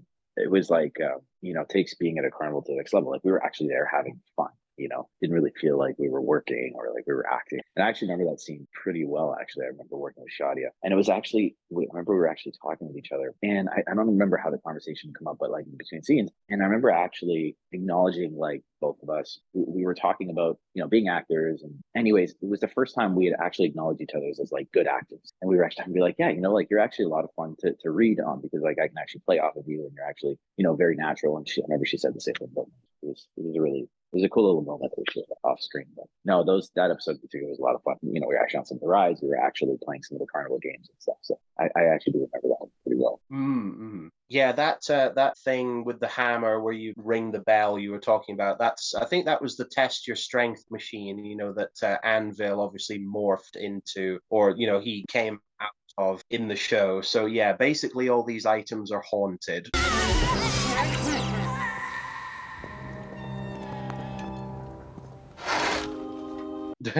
yeah By the video game. Yeah, and almost felt it had a creepy vibe there at night when like all the lights would go off and if you're standing in like a dark corner by yourself, it felt a little haunted too. And we had a lot of fun on set, man. We had a lot of fun. Yeah, I think for season 2 they changed some of the rides, or they added to it. It's interesting because I'll need to like rewatch the footage and like compare like the size of the set, the outdoor set, because I know that with the second season, they filmed in a different location because you all went to high school, and then the carnival was behind the school in the field. And yeah, they added the Ferris wheel for season 2, and then there was like the mini golf course as well. And I think other than that, it's the same, but it feels completely different because like the ground looked different. I think it was all like stone. Or it wasn't like a grassy field like the first season. No, you're right, actually. And I remember, so it was everything was at the back of like it was either off season. A lot of the renting from the school, like we'd actually taken over like an entire school, and the grounds, they were like schools that we're going to use. The ground in the second season was gravel, and it was a completely different school grounds altogether. There was a soccer field out back that we used for all the soccer scenes when we were playing soccer and stuff like that. But you're right, it was all gravel. And the set had changed quite a bit too, right? Seeing it grow into something kind of bigger, and it was, I don't know, cooler. It was kind of neat too, right? Coming back after that first season, going into the second season. Yeah, it was cool to see them design something a little different. Yeah, I think the production designer, Rupert Lazarus, was, the same from season 1 going into season 2. But yeah, all those rides were rented. And I was going to say that I thought, were some of them taken away? But no, I think it's the same like collection of rides, but they added the Ferris wheel and the mini golf to accommodate the new characters, new villains in the show. And I wondered actually with the soccer field, since you mentioned that, I thought, was this, did they film the carnival stuff there, in the same field as where they played soccer? They just took things down, but no, they were two separate places, yeah? Yeah, well, it was just where it was positioned in the school grounds. So there was just like a big wall that you guys wouldn't see, like depending how, how it was shot, facing the other direction. And behind that wall was the set, and was the carnival. But everything was on the same. Everything was built on the same school grounds out in the field and the gravel. Which is magic of TV, right? Everything in the same sort of place. Yeah, no, it's great though that it was able to feel like these different places, and I think if you try and look in the background, you can kind of see where other things are, or like school, the carnival, and then maybe even Mark's house. I think you can kind of see the school in the background, like just next to that, kind of. Anyway, I thought, could that be? But it could well be, since now I know how it was done. Yeah, even Mark's house was built in the gymnasium. It was a set built in the gymnasium of the school. So they basically turned a lot of different areas in the school, like the gymnasium, into like a big soundstage, big set, and they built it right in there, which is also really strange, like your first time being on set and having a house built inside of a school, and you're kind of like, I could actually do that. I could live here. This is kind of cool. Yeah. Like, yeah. You had everything there. It's just that's I'm shocked that was a set, because you see the exterior, and I think assume it was the interior. Like you see him looking out his window sometimes, but it's like, yeah, the magic of TV. All sets, all lighting. We had really good director of photography. good lighting, good sound guys. I mean, really top notch, man. You wouldn't have been able to tell, but everything was, it was all shot in a set. Even when he's looking out the window, which is kind of cool. I mean, they did have a house that they used as the exterior footage and some of the stuff that you'd see, from outdoors. Yeah, that was an actual house that you rent. But no, other than that, everything else was indoors. It was a set. Yeah, I was looking up on IMDb actually, and I could see that some of the CGI artists, I think they carried on, and I think they're still hard at work now. I saw that some of them are actually working on Marvel movies now, or they have been for the CG, like the Incredible Hulk movie with Edward Norton, and then like Black Panther is another one, and there might be, I'd have to check, but there's a lot of like, other credits that they have. I think all based in Toronto, and they were working for like one like visual effects house or whatever to do the Ace Lightning stuff. And then it's amazing. It's again that stepping stone of like how stuff gets made now. Fun fact about the Incredible Hulk, and no, you're right. It's also kind of cool to know. So there's so many different aspects to putting together, a TV show or a movie or whatever it is, and so many different production houses, companies come together. And so I actually worked on the Incredible Hulk with Edward Norton, and a lot of people don't know this, but it was so a friend of mine who was a stunt coordinator at the time. He had actually invited me. Said we need a bunch of special skilled extras, background actors, but special skills, which is like a little different than just being a regular extra. Someone who knows how to handle firearms, kind of, basically they needed a bunch of military guys to be dressed the part, look the part, and doing some special skilled stuff in the background. And so I got to work on that for 3 days, and it was the scene where the Hulk comes out rushing into like a big grassy field. I don't know if you remember, and he's knocking the truck to the side. All the military guys are running through the field. And, it's the part, Brandon. It's in the movie. Sorry. He's like cornered by the army, like upstairs at like glass tunnel, and I think they try and gas him, and that's what makes him Hulk out, and then he breaks out, and then goes into that scene that you're talking about. Yes, I remember. Correct. Exactly. They animated that bit for the What If series on Disney Plus, so that bit is like redone. But anyway, sorry.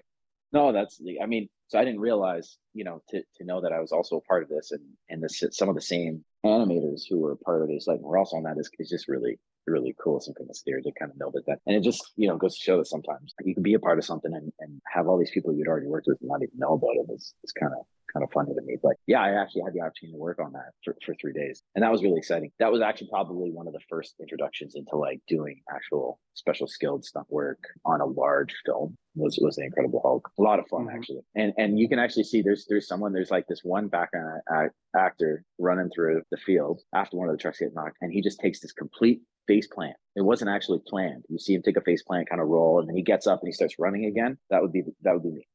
It was like I tripped over these big boots that I was wearing, and I just like took this face plant and then got up and kept running. It was really funny actually. But, boy. That was a lot of fun.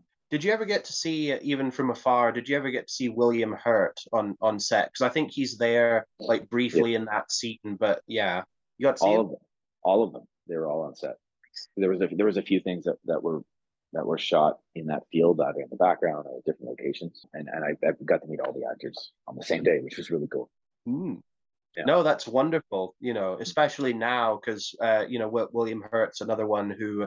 I think Kevin Feige at Marvel Studios had like ambitions for him, or at least the character that he played, that hopefully they'll do with their shows or their movies. But Mr. Hurt is no longer with us, sadly. It's a shame, because I think he was last in Black Widow with Scarlett Johansson. It was nice to see him again, because I don't know if he filmed that before he passed or if he passed just after that movie came out. But such a shame.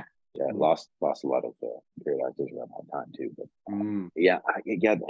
there's a few films I've had the opportunity to work on, and they were some of their last pieces of work, and I was actually had the opportunity to meet them before they actually passed away, which is also something I'm really appreciative for. And it wasn't just Mr. Hurt, but so Avenging Angelo was the first feature film I got to work on, and a little different, like more romance comedy, a bit of action.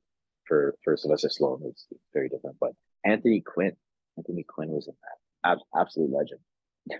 and again, that was another film where I got to meet an actor who was, someone of his status. And then that was the last film he worked on. He actually passed away after when I film. Yeah, I've had a few moments like that in life. Yeah, it's just super appreciative for it. I think with The Incredible Hulk, because that movie came out in 2008, the same year as Iron Man. But yeah, I think filmed in 2007, came out in 2008. So yeah, that's not too long after Ace Lightning would have finished also. So it's sort of like 2004, I think, or it was shown in the UK in 2005, I think, or season 2 like ended that year. So yeah, it's like not long after Ace, and you reunite with some of the people. Like, oh yeah, I remember this. Yeah. Yeah, it's kind of cool. William Hurt has a funny little scene at the end of the Hulk movie with Robert Downey Jr. Like that was good. Just where he's like smoking the cigar and he's just they're just talking, but it's fun.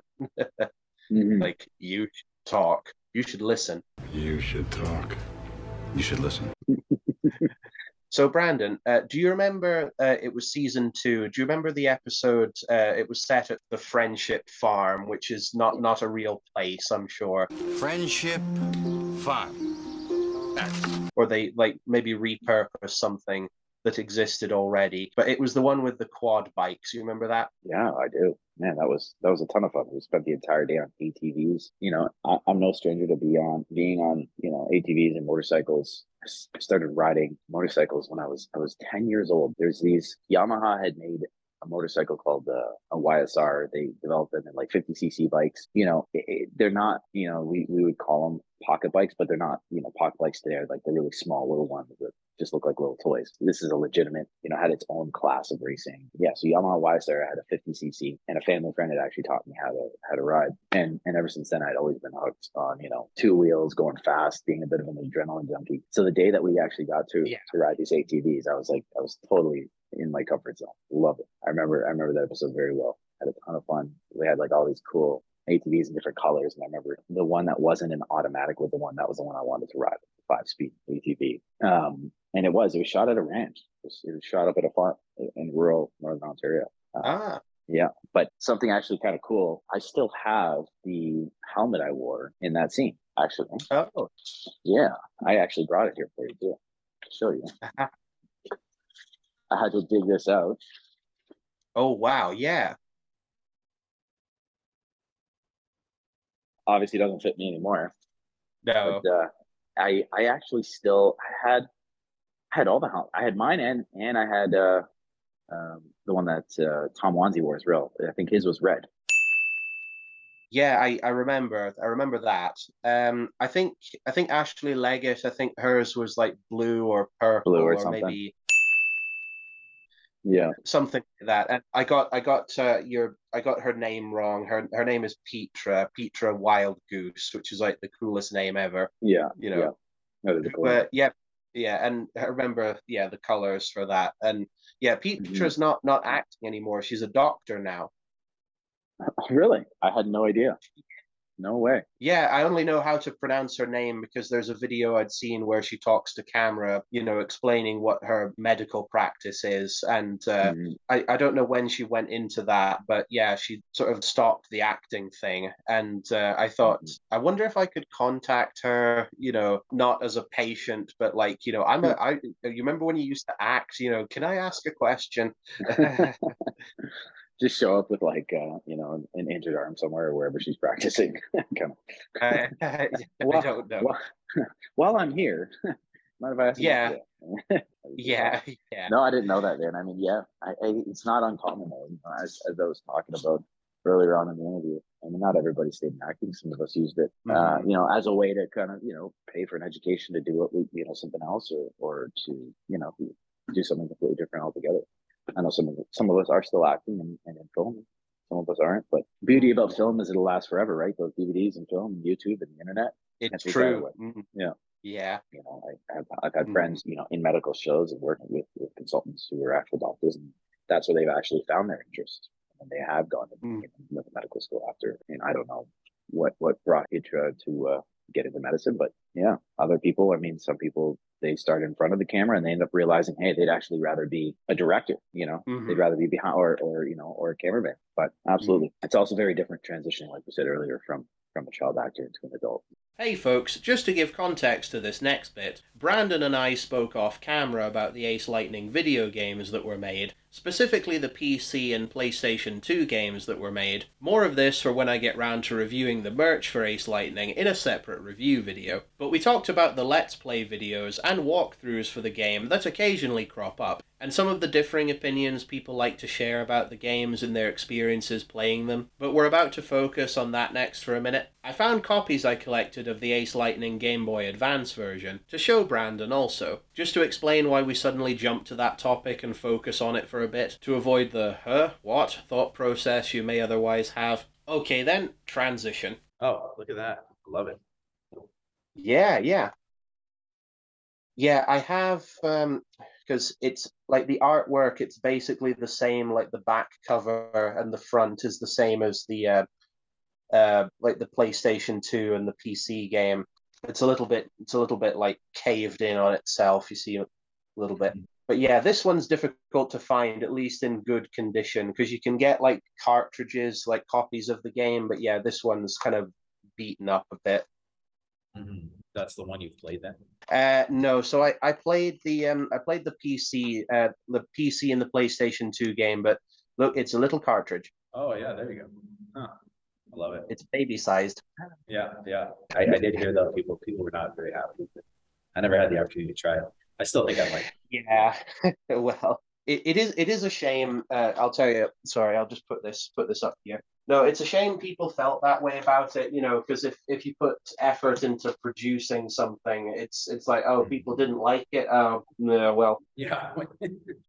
I know it's. Yeah, I wanted to say before I forget, with the Ace Lightning fandom, I know that when you said you had fan mail from Malaysia, it does kind of make sense in a way, because in Indonesia, that's where they had some like individual DVDs that were just in like little cardboard sleeves for season 1. Season 2 never got any like home media release, and I don't know if that's like a popularity issue, like as a whole, like overseas, but also like a revenue from merchandise or something. Yeah, we'll talk about like people's opinions of the video game, but yeah, with the PlayStation 2 game and then the PC game, I think they're identical. Like it's the exact same gameplay, like same levels and stuff like that. But I think the only difference is the font. The PC game, it's like kind of nondescript, insert your coin style text or something. I'm like, I liked it better before. I liked you better before. Were there any, talking about the Friendship Farm and the ATVs, was there any ATV riding scenes in the video game? No, it was more just sort of based on the carnival itself. Like you start off in the carnival and you go like to different levels. So I think I wish there were more levels to the game, and I wonder if the game was like made partly as a tie-in for season 2, because there's like animation from season 2 that looks an awful lot like the game that they were selling in real life. So I thought, was that like a co-advertisement or something? That makes sense. Yeah, I'll work my way around and like ask that question, like, what about this? What about that? Sometimes it's fun to ask, so as I know for sure, but then other times I think you just kind of assume that, because I think the reason that Ace Lightning, I always read that the reason it was cancelled was because of a lack of revenue from the merchandise, like as a whole. And I think that's probably kind of true. Although Rick Siggelkow was telling the story about how it was specifically because of the video game that the show was stopped. I know. Really? Yeah. I'll send you the link. I'll send you the link to his interview, so you can hear about that and some of his other projects he's worked on TV. But because Ace Lightning, the TV show, was based on a fictitious video game, the BBC decided to do a real video game, which of course makes sense commercially, And Rick was saying, for anyone who doesn't know, video games are expensive to produce, because of the cost of making the game, they very much leveraged the economics of the show. Because they spent a lot making the game, it made it quite difficult, or very difficult, for them to recoup their money. And so they said, we're sorry, we can't sustain the production anymore. So it was, a fictitious video game appeared in a TV show, and then a real video game was made based on a show. It's a weird story, but it was based on a game that never existed in the first place, and it brought down the show. And that brings down the show. Yeah, man. I mean, it's kind of a funny story. It should have left the game fictitious. Left it be nice. Yeah, well, I'm glad they made a real game, because I did like the game a lot when I was a child, which was an early teens is when I discovered that game, which was cool because I was the target demo for that target demographic. But yeah, do you remember what you saw on YouTube when people were complaining about the game? Yeah, kind of. I mean, it was mostly about some of them, it was about the graphics themselves, but I mean, at that time, they were all. I mean, that was the era, that was the time. That's what, to me, whatever. Mm-hmm. But just not being able to do enough. Mostly about not having enough levels to the game, not enough to do almost. Just kind of being at that carnival and having very basic commands. Yeah. I definitely I kind of felt like that too, but at the same time I was so overjoyed that this thing actually existed that it didn't matter, So the Friendship Farm episode, was it in rural northern Ontario, like it wasn't near Toronto? No, it was actually a couple hours north of Toronto. And oh wow. Yeah, they had someone actually trailer out a bunch of ATVs out there, and got to choose which one we were riding. The first part of the day was actually spent with the coordinators and just making sure everyone was comfortable on the bikes and how to ride. So we spent 30 or 40 minutes just ripping around in circles around this farm. It was a lot of fun. Because in the episode, I think the three of you, you, Petra, and Ashley, I think you just ride by the camera briefly, and that was what was in the script for the episode. But then obviously Tom and Ashley, due to crazy hijinks from the bad guys, hers is out of control and they're going along the field. Some great stunts, but I was thinking that because you, Brandon, because you didn't do that, your character didn't in the episode, I thought to myself, I'll bet there was a lot of fun joy rides when the cameras stopped rolling. Yeah, any chance we got, they allowed us to kind of go off, and it was a ton of fun. I was, like I said, was right in my comfort zone. Yeah, ATV, motorcycles, anything fast, giving the adrenaline rush even at that age. That's what I was for. I was going to ask if that sparked the adrenaline junkie thing that you have, that love that you have, but no, you were riding a motorbike at 10, or you were on a vehicle like that at that age, and awesome. Yeah, I didn't think about anything of it then, but kind of growing up and picking up all these skills, whether it was martial arts, whether it was riding a motorcycle, would later lead to these opportunities to do these stunts. Really, It's certainly different than in the UK. I think you've got to be the earliest, I think, could be 16, I think, to get a moped or something, or 17, 18 to get your driver's license, and to do that then, that's kind of fun. Yeah, it was always on closed tracks. It's the same thing. You can't get a license until you're 16 here, but me being a little bit of a rebel, I remember I would actually bring a motorcycle home, and I lived on a very quiet street, and where I learned first to ride this on my schoolyard's track, because it's a sport bike, and our family friend would come over and he would walk the bike to the schoolyard track, which was just a couple blocks over, and he taught me how to lean the bike down, how to control it, how to pop a wheelie and stuff. And I would just be ripping around the schoolyard track, which is where I actually went to school as a kid. So it was really cool, really fun. But I would also, when there was cars around, I would take the opportunity and I would actually ride it back home. So when you think about it, I'm this 10, 11-year-old, you ride in this motorcycle down the street, illegally, and then I park in front of my house. All the neighbors would be put the school on your house. Yeah, it was kind of funny. But yeah, different times. Sure. Can't really do that these days. No. It's we weren't supposed to do it back then, but there were less people watching, so yeah, I think absolutely. I think today would definitely be frowned on, sure, or I'd be asking my parents some questions as to why they're allowed to do that. But definitely very different times. I still ride motorcycles today. That's when I'm 16, and I still go to racetracks. Just as a hobby. The weather's good. They're out here. It's great. Being out in BC especially caters to that sort of stuff. Just going back trails, dirt biking, No, it was really cool seeing your helmet that you still kept from the show. Like, it's great it's still there, but even though, because you said it doesn't fit you now, and even though it fit you back then, was it really uncomfortable, or like could you see okay and all that stuff? Oh no, the style has a very wide field of vision, so that you can see very well. It's well preserved now as then. It looks exactly the same. It's great. Yeah, we had the opportunity to kind of get some stuff from production, and the helmet was definitely the first thing I went to. But it hasn't been in years. Yeah, no, I was gonna say when you say that normally you wear goggles, I don't know if you guys did in the episode anyway. I think it's just so that you can see, the person's face. Like how can we tell other than the color? It's like how do we know? Not that it's really them, but like who's who. No, but we weren't doing anything at high speeds. No. Yeah, I was going to say, because last time, we were talking about how most locations for the first season, at least, like weren't that far apart from one another. But I think when you say that one was, rural Northern Ontario, it kind of makes sense, because I wouldn't have immediately thought that, but because there's like lots of tall grass in the field and it's just like a completely different location, I thought, yeah, this could easily be way out way. So it's like there wasn't, much like, I'm sure like the production people were just like, oh, no, we don't have to try as hard to make this look like it's tucked away somewhere, because it really is away from the city, all of it, even that section where there's like a whole outhouse or whatever it is, or that barn. I don't remember that well. It's something that's got fixed. Like that was all. So I don't think we have to. I'm not allowed to leave my shame spiral until I fix this hole. Yeah, I'd heard from Rupert Lazarus about how, talking of the gymnasium at the school, how I think the haunted house was also built in the gym, also the interior. Yeah, the haunted house.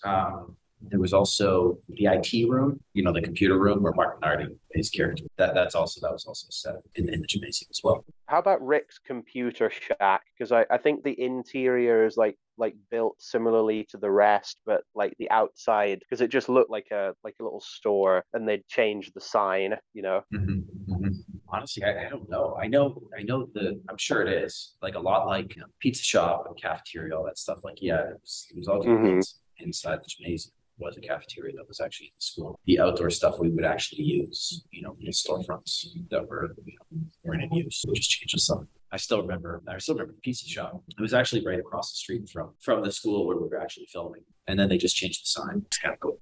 Yeah, I think it was a fake name, like local pizza shop. Yeah. I think Temptations Pizza or Pizza Temptations was the name, and I thought, oh, was that the name? Because I was reading that guidebook that I showed you last time. I'm like, oh no, that's kind of a cool detail. There's like all these little details in the thing. Yeah, man. I mean, you've noticed that more than I have. That's for sure. Oh no, I'll be honest. That was the name of the pizza shop. I'll be honest. I think I only noticed like in rereading the book. Like I was just looking at the photos, or I think I read, that's where the characters like to hang out, or that's where Chuck, Mark Minardi's character, really wanted to go, because good pizza. There you go. Pizza on your lip. Okay.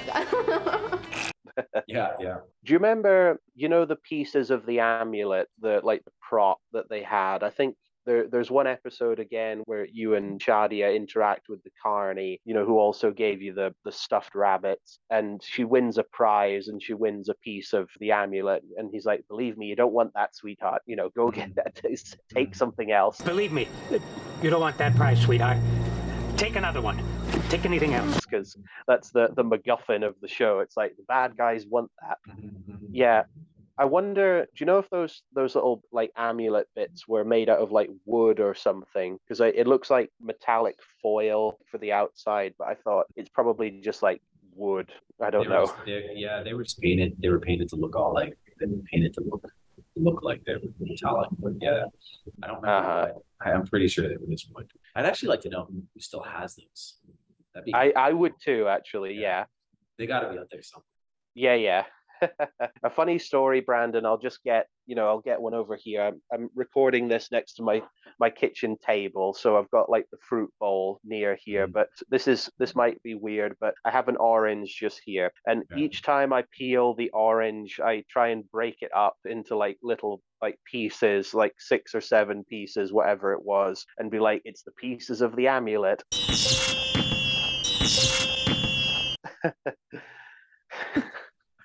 I love it. Keep the creativity going. I love it. Having some fun with your food. Yeah, kind of. It's something. It's like a kiddie thing that I've never grown out of, but no, yeah, you gotta keep that too. The funny thing is, I think in the first episode, the amulet, it splits into 7 pieces. 7. Which it splits into 7 pieces in season 2 as well. When I got back from England, I had 7 pieces of the amulet. But I think they only collect 6 pieces in season 1 anyway, because, you know, they go through the whole show and they get all that. I thought, did they get 7 or what happened? Because they would collect pieces and then use that to, like, bring other video game characters in. Mm-hmm. And I thought, is that a plot hole? I don't know. A way to keep it open, maybe. That'll be something that we'll do in the reboot. We'll get like a little indie production going. And let's do it. Yeah. And they'll get that to work. Just for the 7th piece. Yeah. Behold, the amulet of Zor. But I want to say that thinking of that Carney, I wish I knew the actor's name just so I could thank him and, you know, credit him. Like, dude, you gave a great, memorable performance. Well, if he watches this now, he's gonna know. I'm not sure. Yeah, really, that's it. So many people that were involved. And I wish I would know the names. I wish I was involved. It'd be really cool to do. Mm-hmm. It's worth pointing out because, you know, they were just there, like these little one and done roles. Like, I think that guy appears like twice in season 1 and he's there again for season 2. And it doesn't specifically have to be him, you know, back in the role, but it's nice that there's like continuity. That's a guy who like we can talk about because you had like these short little scenes together, so you kind of know who I'm talking about. Yeah. But there was one, the bus driver who was like a hippie, you know, because he had like the glasses and, you know, he embodied that character really well. I think he's just there in the show for one episode, like driving the bus. And I'm like, I want more of him. He was cool. I think that's actually something to really even think about when you watch any show or any film. Those characters that you see pop in once, but they provide such memorable performances or just such a memorable little piece of the entire show that you never really forget them. That's kind of cool, actually. Yeah, or at least these kooky little moments that stick in your mind. And I wonder if that guy was based on Otto, actually, you know, from The Simpsons. I think it's just that voice that he was trying to do. Funny. Now that you mention it, I mean, that would be totally. I wonder if that was actually his thinking too when he went in to play that role. It's like, you know what, I want to be Otto. I think it's just I think it's just the voice. Like Otto, I'm not really sure what his backstory was. I know he didn't do all that well in school in the Simpsons anyway, and I don't know if he was like a hippie or anything like that. But look at me, man. Now I drive the school bus. Lord Fear like stretches his head over to let's just call him Otto because that's basically who he was. Stretches head over to Otto. He's like, knock, knock. He's just like, whoa. Knock, knock. Whoa. He's not like freaked out. He's just sort of like, whatever, you know, I've seen weird. I've seen weirder. Let's go. Bad route, man. Bad route. Ugh. Bad route, man. Bad route.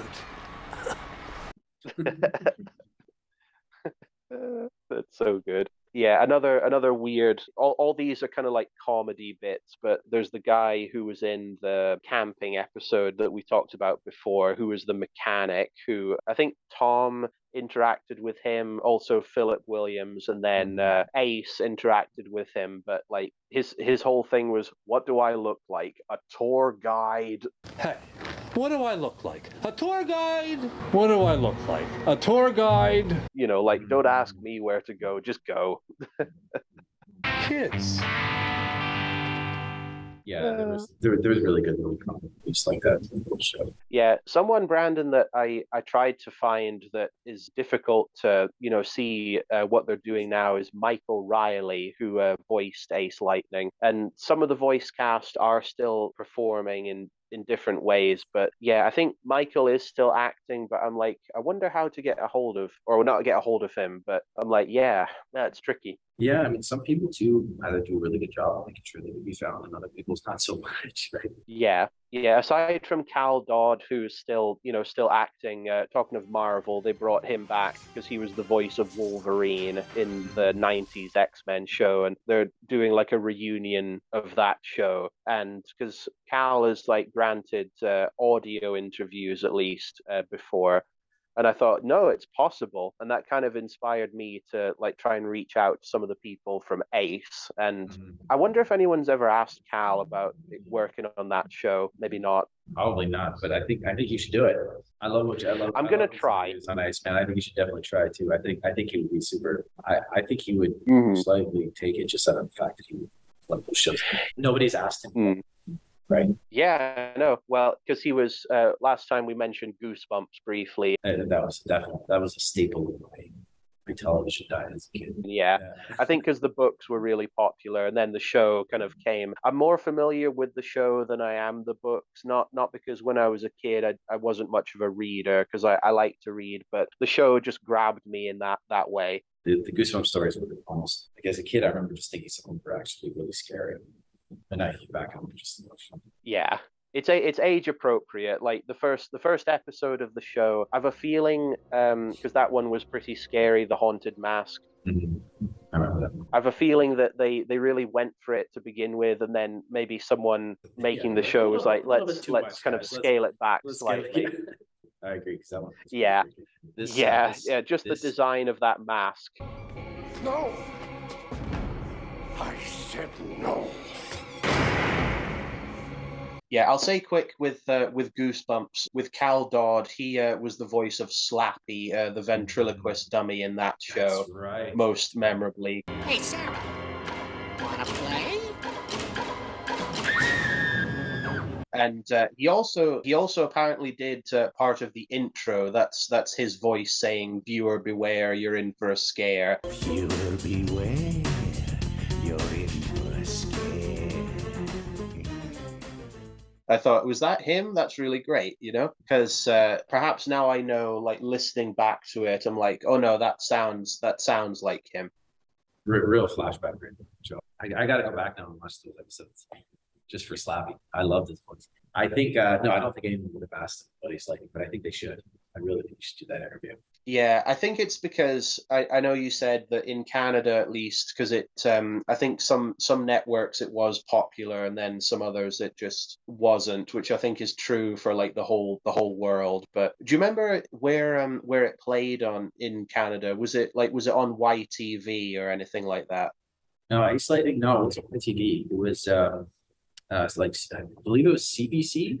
We had like I don't remember who like the WBC and then like this the equivalent here, but and it was also I remember kind of being at a time too. I think it was aired while we were in school too. I think that might have been like an issue too in Canada why it probably wasn't as popular. Yeah, wish I could remember this. I don't know. I remember I didn't even really get to watch the episode until it was released on like VHS or DVD, and then I was sent a copy and so pick it up.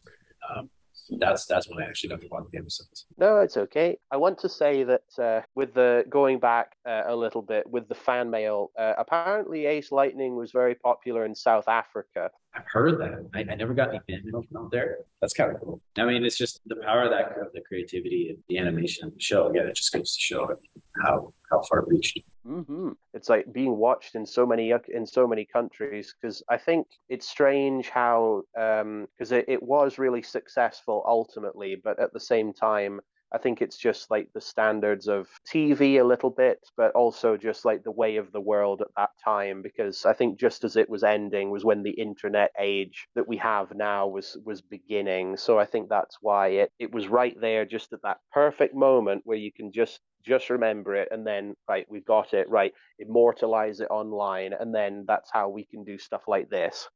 Mm-hmm. Mm-hmm. Yeah, 100% true. Yeah, I'll send you a copy, or send you a link anyway to one of the Russian dubs of the show, just the humor of having your voice dubbed over by someone else, because I was watching it and it was really weird because Mark Minardi. Do the voices at least kind of match? Some voices just don't match that person's look at all. Like, do they kind of match at least? I've always wanted to speak in Russian. Mm-hmm. I can't wait to see it. Yeah, there's with Mark Minardi's character, Chuck Mughal was his surname, but it was a strange translation of that. They pronounced it differently. It was Mugula, like uvula, and I'm like, what? Mark Minardi в роли Чака Мьюгела. Yeah, that's too funny. Yeah, Brett Ramirez or something. That's too cool. Yeah, that'll probably be. I have some German VHS tapes of Ace Lightning over in the corner here. I'll superimpose some of the covers in, later. I can show you the back cover because I think it's got a bigger picture of you with Shadia in the classroom. Actually, and that'll probably be like the way it was done in Germany, Mark Hollander,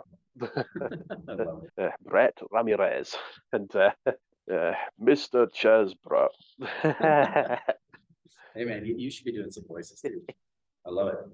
I'll need to see what I can do. Yeah. I was watching an interview. It was Kevin Pollak. It was with, even though it's called Kevin Pollak, that one episode was presented by Sam Levine. The notorious Kick in the Side. Who was in a Tarantino film, actually, in a small role in Inglourious. I think he's in that a little bit.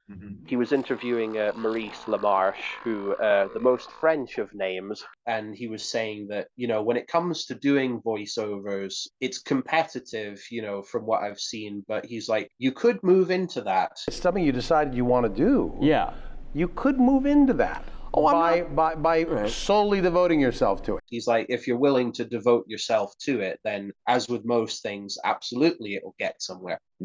Yeah, voiceover is a completely different world that I'm not 100% familiar with, but it's something that I have tried to break into a little bit. It's just like anything, and you definitely do have to devote yourself to it. There's also a technique and an art form to doing voiceover. Certain timing you have to develop. I don't know if you've ever kind of seen the way they do it. They'll show the clip for the animation, basically dubbing it or voicing it over in real time. And I've had to go into the studio and do some voiceover stuff for film, and just sort of like some ad stuff that they've put in. And I'll admit, if you don't do it regularly, it's quite difficult to like get that timing right to make it still seem natural as well. It's kind of strange actually working in the studio.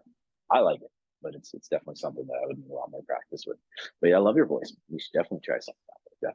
Oh no, that's really nice of you. Thank you. Yeah, this segues into a good bit. Last time I said, if we had a minute, I would do my impression of of Zip and Snip, who the glove puppets, sock puppets that Googler had, that Matt Ficner voiced. Let's hear it, actually. Man. Yeah, we'll come. Yeah, I'll get there. He, Matt, I'll say that he had a line in the show, and I'll tell him this as well. I'll be like, thank you, Matt. That was really great. Or some of the cheesy one-liners. Yeah, that was really cringy, but it was supposed to be cringy. Mission accomplished. Okay, let's do it. So he's like, we got tricks that torture and jokes that kill. They call me Zip. They call me Snip. We're a team that gnaws and nips. I love it, man. Awesome. That's really cool. Yeah, very cool. Yeah, I'll do another one. I'll add in like the higher one because it's hard to do the end because they talk at the same time. But I'll do we're a team that gnaws and nips, that the high-pitched one says, and then I'll like layer them together again in the interview, and we can hear that. It's like, we got tricks that torture and jokes that kill. They call me Zip. They call me Snip. We're a team that gnaws and nips. That's very cool. Or there's an episode where Ace actually gets turned into a zombie because the two they bite him and they like inject him with venom. Again, this is a kid show, and they threaten to do the same to Sparks, who just turned up at that point, and not something that you can say in a kid show now. But Zip is just like, gonna put the bite on you, babe, and I'm just like, oh. Time to put the bite on you, babe.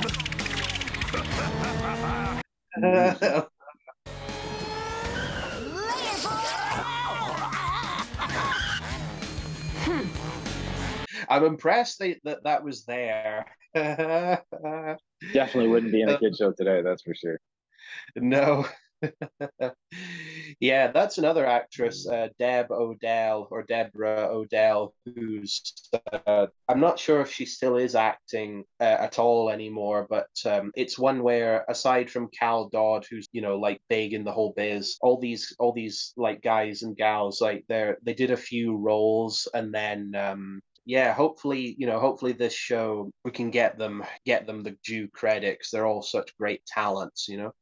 Mm-hmm. I agree. Like I was doing Lady Illusion or the voice earlier, and I think Tamara Bernier, she's not an actress anymore either, but no, she's great. She was Mystique on one of the newer X-Men cartoons, actually. I mean, I didn't know that at all. No, I didn't either. It's till I checked that, I'm like, oh yeah, that is her, because I think I'd heard it. I'm like, no, she pulls this off well. Like it's a similar like villain character. Oh, Ace! Did I hurt your feelings? You really don't remember me, Logan? Because I remember you. All too well. Mm-hmm. Very cool. Yeah, we should give her a cameo in the new. Yeah, we'll get her in Deadpool 3 or something. I'm excited for Deadpool 3, man. I'm a big fan of Wolverine, but definitely it's been an amazing interview, man. But I want to say, Brandon, it's a real dream come true to speak to you. It's a real pleasure. Thank you so much for your time. No, man, the pleasure's been all mine. You've put a spark back where it's been missing, for a long time. Talking about some of these memories that I've sort of maybe haven't paid much attention to, haven't really thought much about, and you definitely transported me back to a time that holds a lot of very great memories for me, and a lot of love and a lot of passion for acting. I really, really appreciate the interview, man. I appreciate the time and all the great questions. Looking forward to one day meeting you in person. Yeah, no, we'll keep in touch. I'll when this video is out, I'll get you the link, and yeah, no, we'll see what happens with that. Thank you. Thank you, William. Talk soon. Thank you, Brandon. Well, this was wonderful. Bye. Bye-bye. See you later. Bye. It's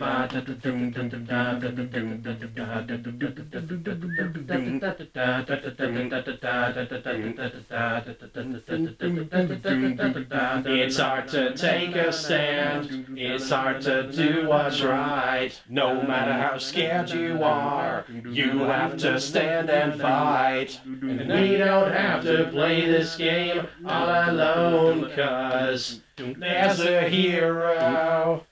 There's a hero in us all. There's a hero. There's a hero in us all. There's a hero in us all. You have to do what's right. You have to do what's good. It's hard to stand and fight when you're misunderstood. We don't have to play this game all alone, 'cause there's a hero. There's a hero in us all. There's a hero. There's a hero in us all.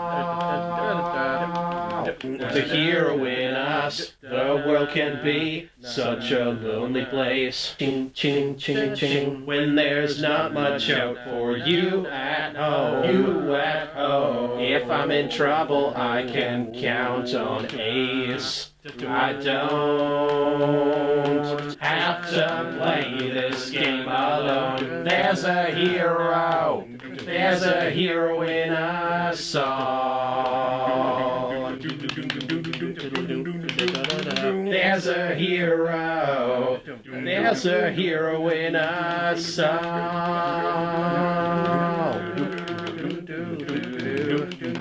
There's a hero.